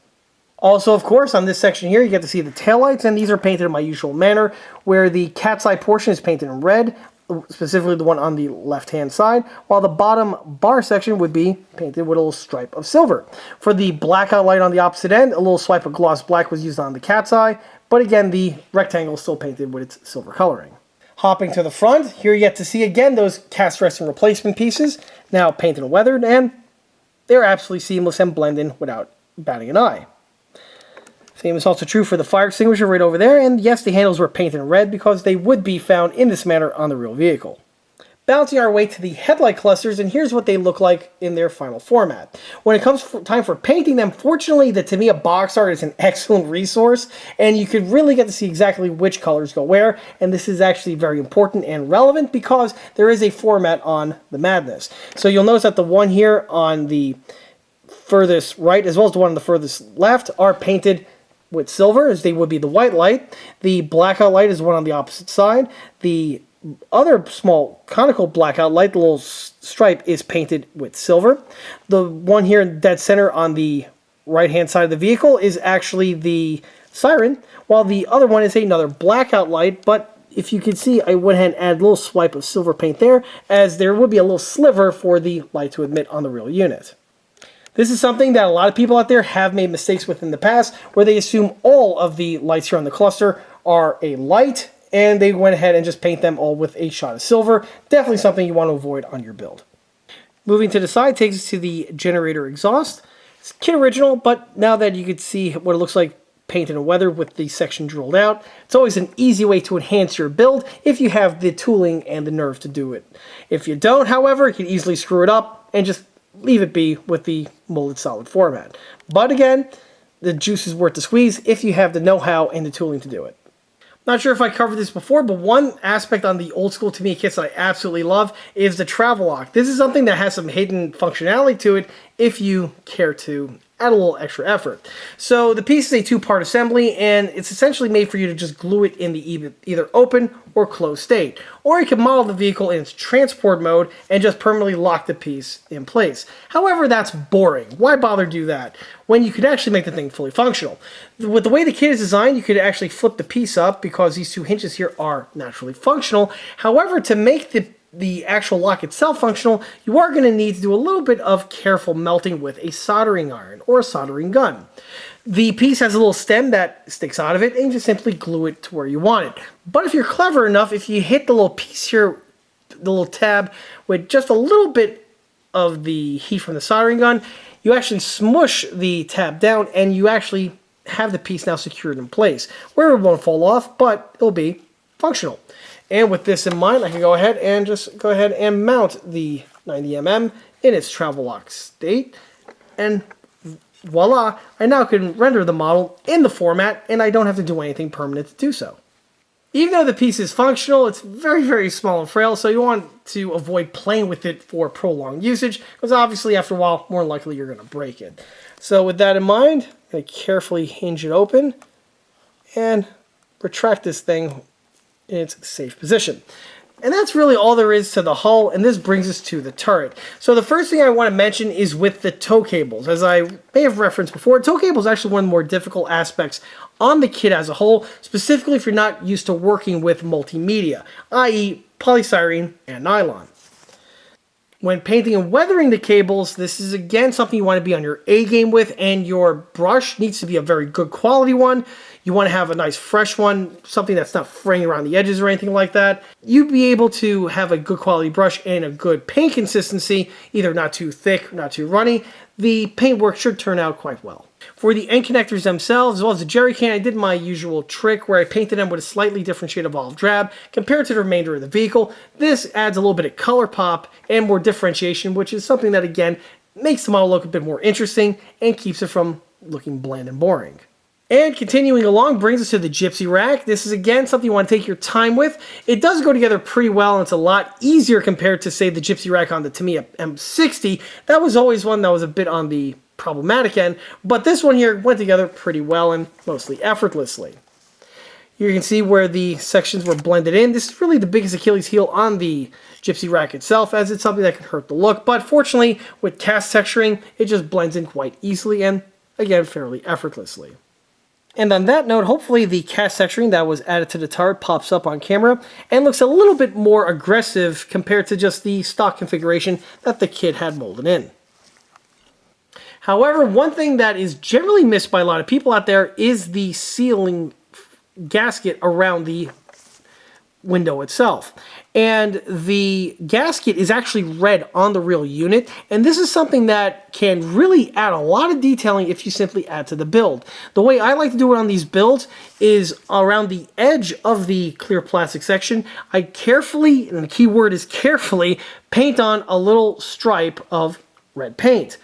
The red is, to me, acrylic, and I carefully just painted just literally on the razor edge of the plastic. Once the material is dry, I go ahead and slip it into the appropriate location and then mount it onto the face like you see here. By doing this, you'll have this red glow to it right around the edge, and this almost identically mimics the look of the red sealing gasket, which would be found on the real Searchlight. The other thing to mention is that the Searchlight itself is painted off the model because trying to get access to the tarpaulin over here with the thing fit in place is very problematic, so it's best to add this to the model at the very tail end of the build, just before completion. Along similar lines, I also go ahead and add the frame on the piece, again, on the very tail end of the build, just before the installation onto the vehicle. It just makes painting and working with the piece a bit easier in that regard, as opposed to trying to mask it all off and then try to paint around it. On some other kits out there, say like the Dragon M60 family, for instance, it's a bit harder to do since the entire face section is molded in clear plastic. Granted, it does have more accurate face detailing compared to the Tamiya Xenon Searchlight here, but it comes at the expense of a little bit more complexity in having to mask this section, as opposed to Tamiya, where it's a bit easier.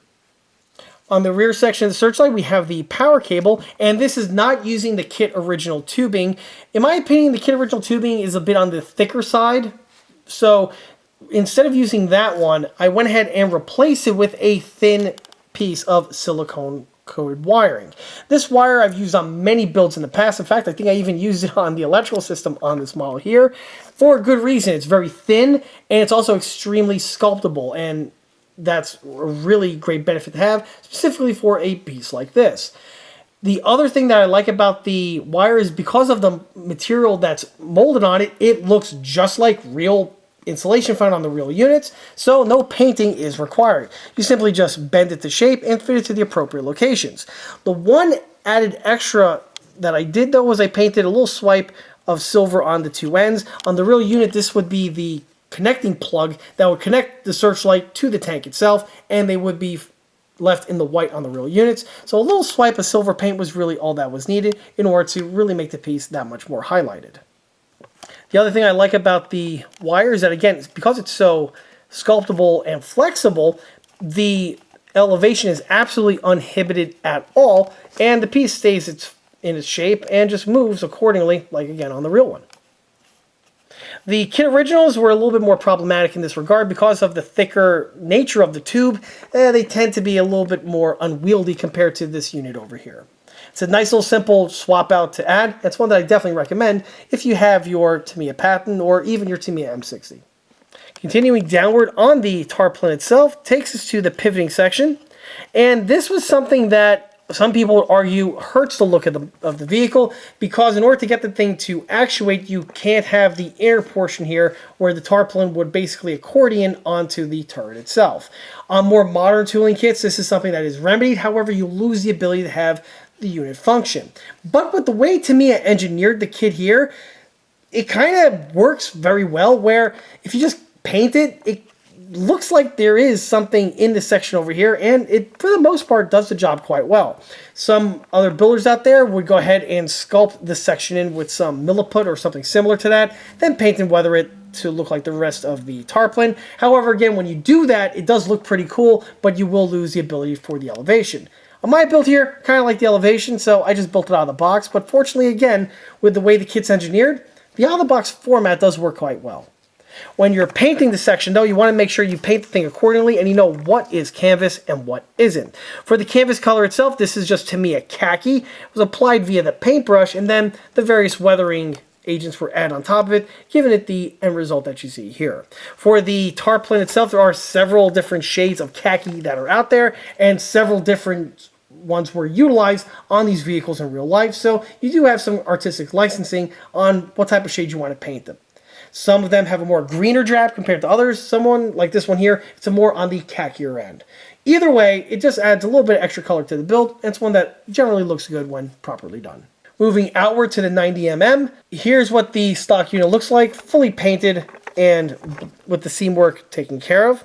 The unit, of course, is a 2-half assembly, which is generally the type of assembly we see on basically almost every plastic tank kit out there, and the Tamiya sections line up quite well, and the seam work is quite easily done. Just a little bit of thick super glue and some fine sandpaper was used to blend in all of the surfaces. Not to mention, I believe a needle file was used to get to some of the more finer areas where we have little ridges and things like that where you don't want to over polish. The other area where you don't want to over polish is on the tarpaulin section over here where the accordion sections are. You want to carefully go in there with a needle file, just making sure that you remove just the thick super glue that's used to get rid of the seams, and only in those locations, which when properly done, you'll have for the end result that you see here. Hopping back to the tarpaulin, one other thing I want to mention is that on the optic and on the MG section over here, the outermost ring is actually metal, and so on your build, you want to carefully just paint it with the color that's found on the base in case you overpaint it with the khaki color of your choice. It's just a way to, again, make sure that the thing is thoroughly and properly painted. Moving topside takes to the loader's hatch. Obviously, I went ahead and removed that handle that I mentioned before, but now you can see what it looks like with a metal one fitted in place. It's just another way to further enhance the build compared to originally. And speaking of which, this takes us to the antenna bases. As I mentioned before, the kit's antenna bases are some of the weakest aspects of the kit, but fortunately are ones that are easily remedied. Here we have an MP65 fitted in place, while the other we have the standard post-war spring-type antenna base. The MP65 is painted by usual format, where the bottom portion is a red amber ceramic type material, so Tamiya Hull Red was utilized with a little swipe of Tamiya gloss for the nice little sheen for the glaze. The middle section is actually rubber, so Tamiya rubber black was used, and a little swipe here of dark olive drab was used for the end connector. Because of the small scale of this component here, the need of adding an antenna wire to this was not necessary, as again, these things generally can have the antenna removed in field if not necessary, but the base would still remain. The other example is a cast resting unit, again from the Tamiya M48A3 kit, and I just use it for builds like this. The unit is painted in a different shade of olive drab, as again this is very commonly seen on these units in real life, and it's another way to just add extra spice to the build. This one does have the antenna wire fitted, which is just a piece of floor wire. The base itself was drilled out with a pin vise, and then the wire was placed in this location over here, trimmed to length, and then painted black at the tail end of the build, leaving for the end result that you see here. From the antennas takes us to the commander's cupola itself, and here you get to see what it looks like in its completed format. Of course, on these things here, they are just littered with periscopes, so you want to carefully make sure that you paint the periscopes thoroughly on both the bottom extender ring, as well as also the ones built into the top portion of the cupola itself. And furthermore, don't want to forget the optic right there for good measure. Just some swipes of gloss black applied with a precision paintbrush is really all you need. Moving to the M2HB. Hopefully it comes out on camera, but you can see what it looks like all painted and weathered. The stock units always polish up very nicely, and you can see what it looks like with the muzzle section drilled out, now in better light. And this is always a sheer bet way to improve the look of the build. However, as I always mention, it is one that comes with a bit of caution, but if you have your skill sets ironed out, the juice is also definitely worth the squeeze. The piece, of course, is fully functional, where it can fully rotate, and the barrel section here can elevate and depress. The hatch is also fully functional, as I mentioned before, and this was done specifically so I can get access to the switch, because again, this thing is motorized, of course. The hatch just pivots out of the way very easily, because of that modification I mentioned earlier, and hopefully you get to see the red switch there on the inside. Again, easy access to get the thing powered up to go in either the forward or reverse direction. And that's all there is for the build. This takes us directly to the paint and the markings. So obviously for this build here, I wanted to replicate a US Marine Corps variant of the M48A3, and of course specifically one that would have saw service during the Vietnam War. US Marine Corps vehicles had a different color palette compared to their Army cousins, and unlike the other vehicles that were used by the Army, which had several shades of dark olive drab, or even a olive green color that would typically be seen in tropical type settings, for the USMC, they had their own shade of their own green, and basically it was a bluish type green like we see here. In order to achieve this look, I went ahead and first applied a primer to the model surface, which, as I often mention in these videos, was nothing more than El Cheapo flat black spray paint. Regardless of the make and type of paint that you're using, they always seem to come out better if the model is thoroughly primed. A lot of guys like to use gray. Me personally, I like to roll with flat black. After the flat black was applied, I then went ahead and applied the base coat, and the base coat was actually the standard post-World War II or late World War II shade of olive drab that I cobbled together many moons ago.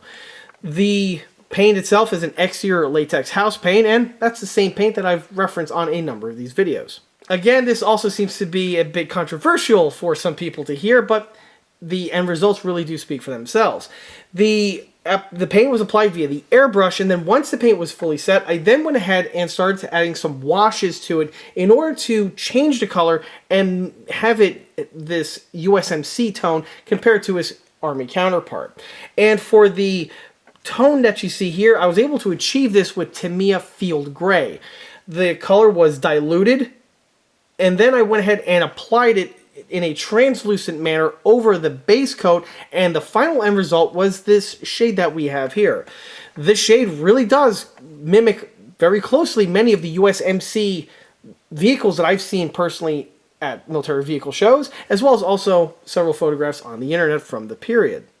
After the field gray was added, I then went ahead and progressed with some other techniques to achieve the sun faded effects that you see here, and these are the same effects that are seen on many of my other builds.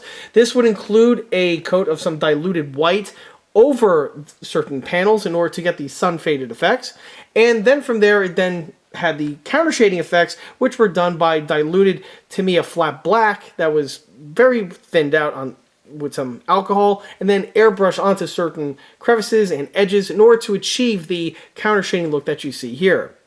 After the airbrushing was done, it was then time to switch over to the other techniques, which would include the use of Tamiya panel line accent. And for an M48, and this is again something I mentioned in other videos, the M48 and Tamiya panel line accent are just a match made in heaven because of all of the nooks and crannies, crevices, panel lines, as well as other certain little cracks and things along those lines, where the stuff will just flow in and will just further enhance the model.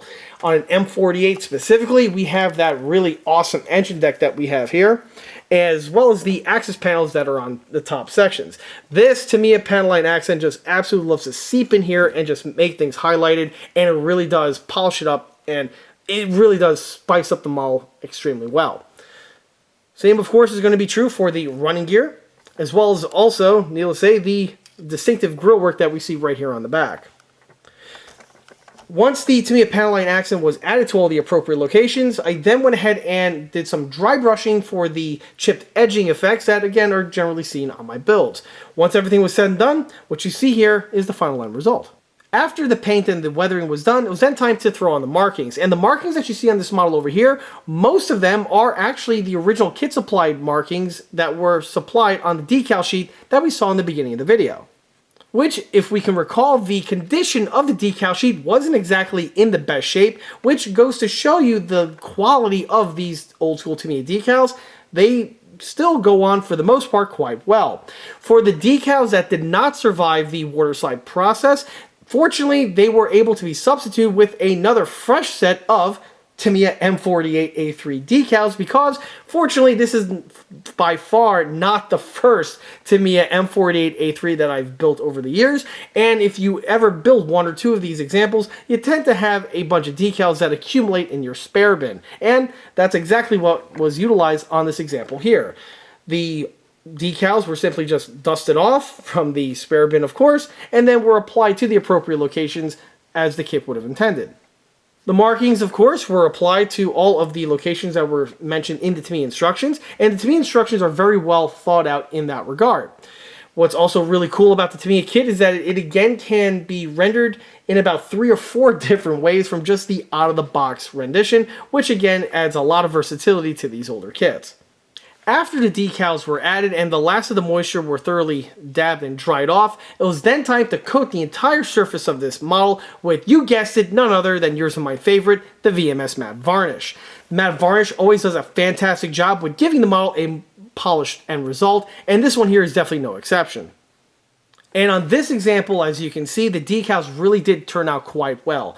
After the markings were first applied, they did have a little bit of shine to them, and at first I was cautious. I'm not sure if the VMS is going to thoroughly coat and eliminate the sheen that was found on some of the surfaces. However, as you can see, the stuff worked like a charm.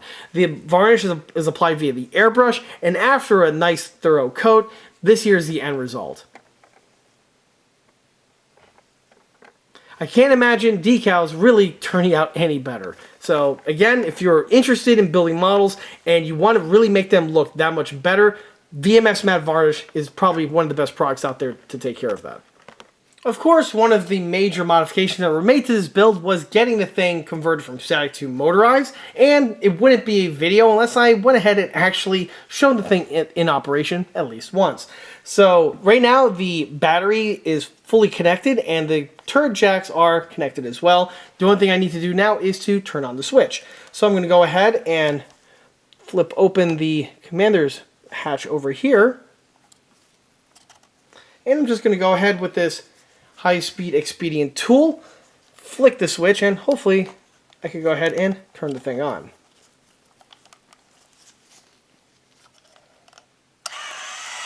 Alright, that's in reverse.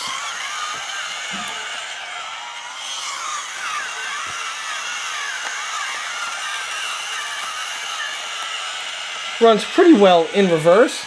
Let's go ahead and flip the switch so it goes forward.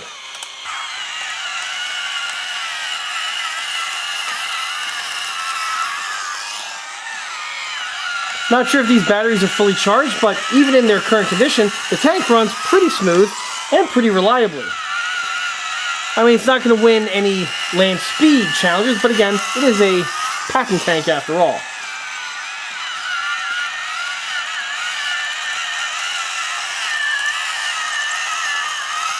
And in the end, there's nothing much more I could have wanted or anticipated out of this build that I didn't get from my build experience. These old school Tamiya kits are just a breeze and are super smooth to work on, and this one here was absolutely no exception. There is a reason why these kits are as old as they are, but yet they are absolutely timeless and are still with us today and going to be with us for the foreseeable future. And this brings us to yours and my favorite part of the video, skill level and recommendations. So from the start, if you are a beginner modeler, you're either someone who's never touched a plastic model kit in your life, or you're the type of person that's maybe built 1 to about 3 kits and are looking to expand your collection, because why wouldn't you? And you see this kit here, you see in a hobby shop or something, and it looks really awesome, and you want to get into it. Is this something I can recommend to you? And the answer is, well, yes, but really no. Let me explain. These Patton kits here are a bit deceptive with their overall appearance because on their face value, they look really easy to put together. There's not really that much going on here, and for the most part, they do go together pretty quickly and mostly effortlessly. However, there are certain features that are found on this kit here that are, again, a bit deceptive, because if you are a beginner and you do not have certain skill sets or certain expectations, these features here can turn around and bite you and may be something that you'll be in a bit over your head with when it comes time to putting these together. Some of these features are some of the finer detail aspects of this kit, and these would include things such as the toe shackle mounts, the fender supports, the air filtration box, the headlight clusters, the travel lock, the Gypsy Rack, the searchlight, and most importantly, the tow cables. All of these pieces, specifically the plastic bits that I referenced before, all of these will require the builder to have a good understanding with removing things off the sprues, deburring, and then carefully lining the components up properly in place. Sounds pretty straightforward and a no-brainer. However, if you're a beginner and you've never touched a kit before, or the kits that you've built are really, really easy and have not a high part count, something like this can potentially be slightly over your head.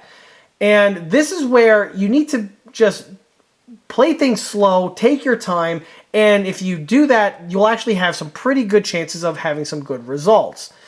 The other aspect of this kit that I can tell you firsthand is something that will throw off a beginner are the tow cables. This is the most advanced part of the kit in my opinion because it is a multimedia assembly, i.e. the pieces are not just all injection molded polystyrene like the other parts on the kit.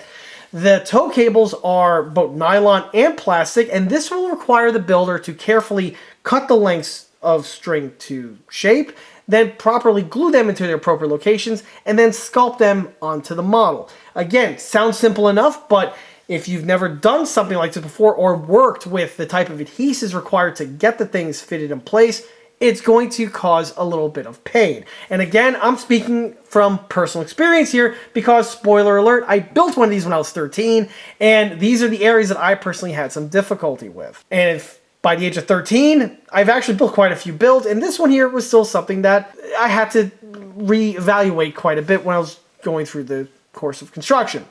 Another aspect, again, is the searchlight because of the multimedia-ness of the component. This will have a clear plastic lens on it, and this will require the builder to stay on their A game to make sure that there's no mishaps with glue or anything along those lines, or even paintwork, to make sure that the piece stays nice and shiny and clear. And again, something that for a beginner may be more easily said than done. However, not all is lost because this kit, again, is something that a beginner can still theoretically put together. What I mean by theoretically is this is not something that I would recommend for someone who's never touched a plastic model kit before or has even built maybe 1 or 2 kits previously. This is something that would be, I would say, your 5th build or 6th build. So by then you should have the basic fundamentals of deburring and sprue removals, not to mention glue alignment. You should have those fundamentals at that point pretty much squared away. And if those are squared away, well, then one of these builds here definitely become viable, and it will definitely become a pleasant build experience for the end user. And since this kit here can be put together by a late stage beginner, obviously if you're an intermediate to advanced range builder, these kits here will be an absolute breeze to put together, and chances are really good if you are one of those skill sets. The Tamiya M48A3 Patton kit is not going to be a stranger to you. In fact, more likely you've already have a couple in your stash, or more likely you've already completed them and have them on display in your collection. For good reason, they are fantastic kits. An intermediate builder will definitely enjoy building one of these kits, either straight up out of the box, or one aspect of these kits that are really, really great is that because they've been on the market for so long and are so readily available, there are almost an infinite amount of detail accessories and hop-ups out there on the aftermarket, seeing that can be used to enhance this kit further. And if you're an intermediate builder and you're looking to maybe stretch your legs a bit and try something outside of the injection molded polystyrene realm, but do so in a way that's not too overbearing, one of these Patton kits here is an excellent choice to do so, because there are about 7 ways from Sunday in order to upgrade one of these things in just about any way imaginable. We have workable track links in metal and in plastic from a multitude of different manufacturers. You got replacement road wheels, you got replacement sprockets, you got replacement cast resin searchlights, other cast resin bits that also just don't come to me at the moment. There's definitely components in photo etch. There's turned aluminum parts, either replacement barrels or replacement this and that. There's just so many different add-on parts out there that I could use to enhance this thing. And that was before the advent of 3D printing, and I'm pretty sure there's a bunch of 3D printed parts that can spruce it up further. Another really cool thing about these kits was that for the longest time, there were straight-up conversion sets where you can go ahead and either backdate this thing or update this thing into different variants or different users of the M48. So again, a lot of versatility with this kit over here. Is this something that is worth it? Well, again, this is best left up to the discretion of the builder, because some of the backdates and updates which were viable at the time have since been caught up with other kits that are on the market. But again, this is best left up to discretion of the builder. But what I was referencing before, if you're an intermediate person and you want to stretch your legs a bit, one of these kits here is a fantastic vessel to do so. Same is obviously true for an advanced builder. However, if you are an advanced builder, chances are really good you've already built one of these kits, like I also previously referenced. But at this point here, you're probably looking for something with a bit more complexity and more higher detail fidelity, let alone more accuracy. As awesome as these old school Tamiya kits are, at the end of the day, they are fairly old tooling, and the technology of modern kits have definitely superseded these kits here in many ways. As great as these kits are, they do show their age in some aspects, and also the kits are not exactly perfect, as they do have some mistakes in them, as again I referenced earlier. And for a casual builder, it's perfectly fine. But if you are an advanced builder, chances again are really good. You're going to want something that's the next level. And for the longest period of time, you were out of luck. This was it. If you were looking for an M48 Patton kit in the years past, you had this one and you had the Academy, which is literally just a carbon knockoff of this one. So that was basically it. Well, no, that's not true. You also had the M48A3 Patton from Monogram, which again is a kit that's even older than the tooling on this one here. And it's also 1/32 scale. Yes, it is. It's 1/32 scale. So again, it also has its own shortcomings, and that's a whole separate video on its own, which I did and I recommend checking out. But as for options for M48A3s, obviously your selection was pretty slim to none. But in the recent years, fortunately, the market has caught up, and in the last 10 or so years, there have been some excellent additions that have been added to the market that will definitely scratch that next level itch. There are the M48A3 Patton kits from Dragon, and then there's also the newcomer to the block from Tacom. And either of those mentioned kits are superior to this one in almost any way possible. Again, just with the type of technology that's seen on the molding and the castings that are found on those kits. They're next level, and those are definitely the kits I would recommend if you're looking for that type of experience. And as I often mention in these videos, even though there are more newer, highly detailed, and more advanced kits on the market of a certain vehicle type, that doesn't mean that the old kits need to be put out to pasture and are utterly useless. Far from it. These kits here most certainly have their niche in the marketplace, which is why these things have survived for the longest period of time, and it doesn't look like that's going to change anytime soon. The Tamiya Patton kits are a fantastic kit on many levels. If you're just looking for a standard Patton kit and you're not looking for something that's really, really complex, you can't go wrong with the Tamiya kit here. And after finishing that last statement, I officially crossed over into recommendations. And on that note, who would I recommend this kit to besides that person I just referenced? Well, quite simply put, anyone who's an avid fan of the Patton family. If you dig the Patton, for whatever reason, this kit here should be like the first thing on your list to pick up. Do not walk, run, and grab one of these kits. They're awesome, and you will thank me for that. The other person I'd recommend this kit to would be anyone who's, again, just an avid fan of post-World War II American armor, or just American armor in general. The M48 is an iconic vehicle. It's an important one in U.S. armor history, and this Tamiya kit here would definitely satisfy a person who's a fan of these type of vehicle types. Along similar lines, if you're just a fan of Cold War era vehicles or just a fan of the Vietnam War in general, then one of these kits here would also highly be recommended for you.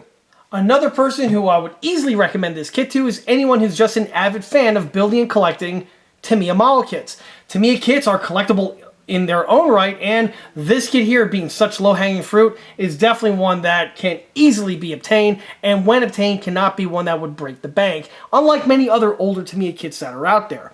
Along similar lines, if you're just a fan of building and collecting vintage model kits, this kit here again is a living trilodite, and it's one that can easily be obtained, and one that again won't break the piggy bank when found. One person who I would definitely recommend this kit all day long to, and in fact, this kit has an edge over the other aforementioned more modern super tooling kits, is the ability for this thing to be motorized and radio control converted. Now that is something that's very interesting. You see, those other mentioned newer tooling kits, even though they are beautifully detailed out of the box and built into gorgeous examples of the Patton, one feature that they cannot be done or be done more relatively easily is the ability to be motorized or RC converted. They're designed to be static models from the get-go, and trying to put the effort into trying to make them work is definitely something that, can it be done? Well, many things can be done, but is it worth it in the end? Probably not. And with this kit here, it's on the opposite end. Because this kit here was originally designed to be motorized and to be functional, this makes reconverting it back to its original condition one that can be done relatively easily. As we saw in this video, the only thing that I had to do was drop in the Tamiya dual motor gearbox, which is advantageous because it just mates almost perfectly to the Tamiya Patton hull. And with the design of the M48, the way it has that large engine section in the rear, it fits this gearbox almost effortlessly. Another aspect that makes these kits just phenomenal to make motorized is the way they come apart. The way the upper and lower is just unassemble straight from the kit is one that saves a bunch of time, and that's one of the more challenging aspects on motorized converting something, is trying to do so and do so in a way where you can get access to it but also not have it look like an eyesore. With this kit here, you get your cake and you eat it too. So that's again something that's great. Because of the space on the internal hull, you can either make it motorized like I did, but there are people on YouTube that go the next step and actually full option these things, where I've seen them where they're not only fully radio controlled, but the turrets rotate, the barrels go up and down. It's insane what a lot of people can do with one of these. And if that's you, this kit here is arguably one of the easiest kits to motorize or RC convert. They are really, really great at that. And again, this is one aspect where the Tamiya kit is head and shoulders above the other ones in the pack. One other person who I would most certainly, and I cannot recommend this kit enough to, would be, well, let's just call him a casual builder. You're someone that, for one reason or another, likes the Patton, but you're not really that in love with it, right? Like, say you're a gamer. You're one of those dudes that play those online tank games, and you love the Patton in game. You have fun with it, you drive around, you blow stuff up, win objectives, all that great stuff, and having a grand old time. Well, what's going to eventually happen is you're going to play the one in the game, but let's just say it really grows on you, and you're going to want to build a model one at some point. That does happen to a lot of people out there. And if that's you and you're looking for something to put together, then the Tamiya kit is definitely one that should be the first one to check out. The reason is quite simply put, this kit has another edge over the other ones, and that is it's far more simpler to put together. Although those other mentioned kits are absolutely gorgeous and are just wonderfully detailed, that's good and all, but that comes at the trade-off of complexity as well as difficulty. And a lot of times, the people I just mentioned, they're not really die-hard modelers. They're just, maybe they'll build a kit here or there, like the guys that mess around with the World War II stuff from time to time.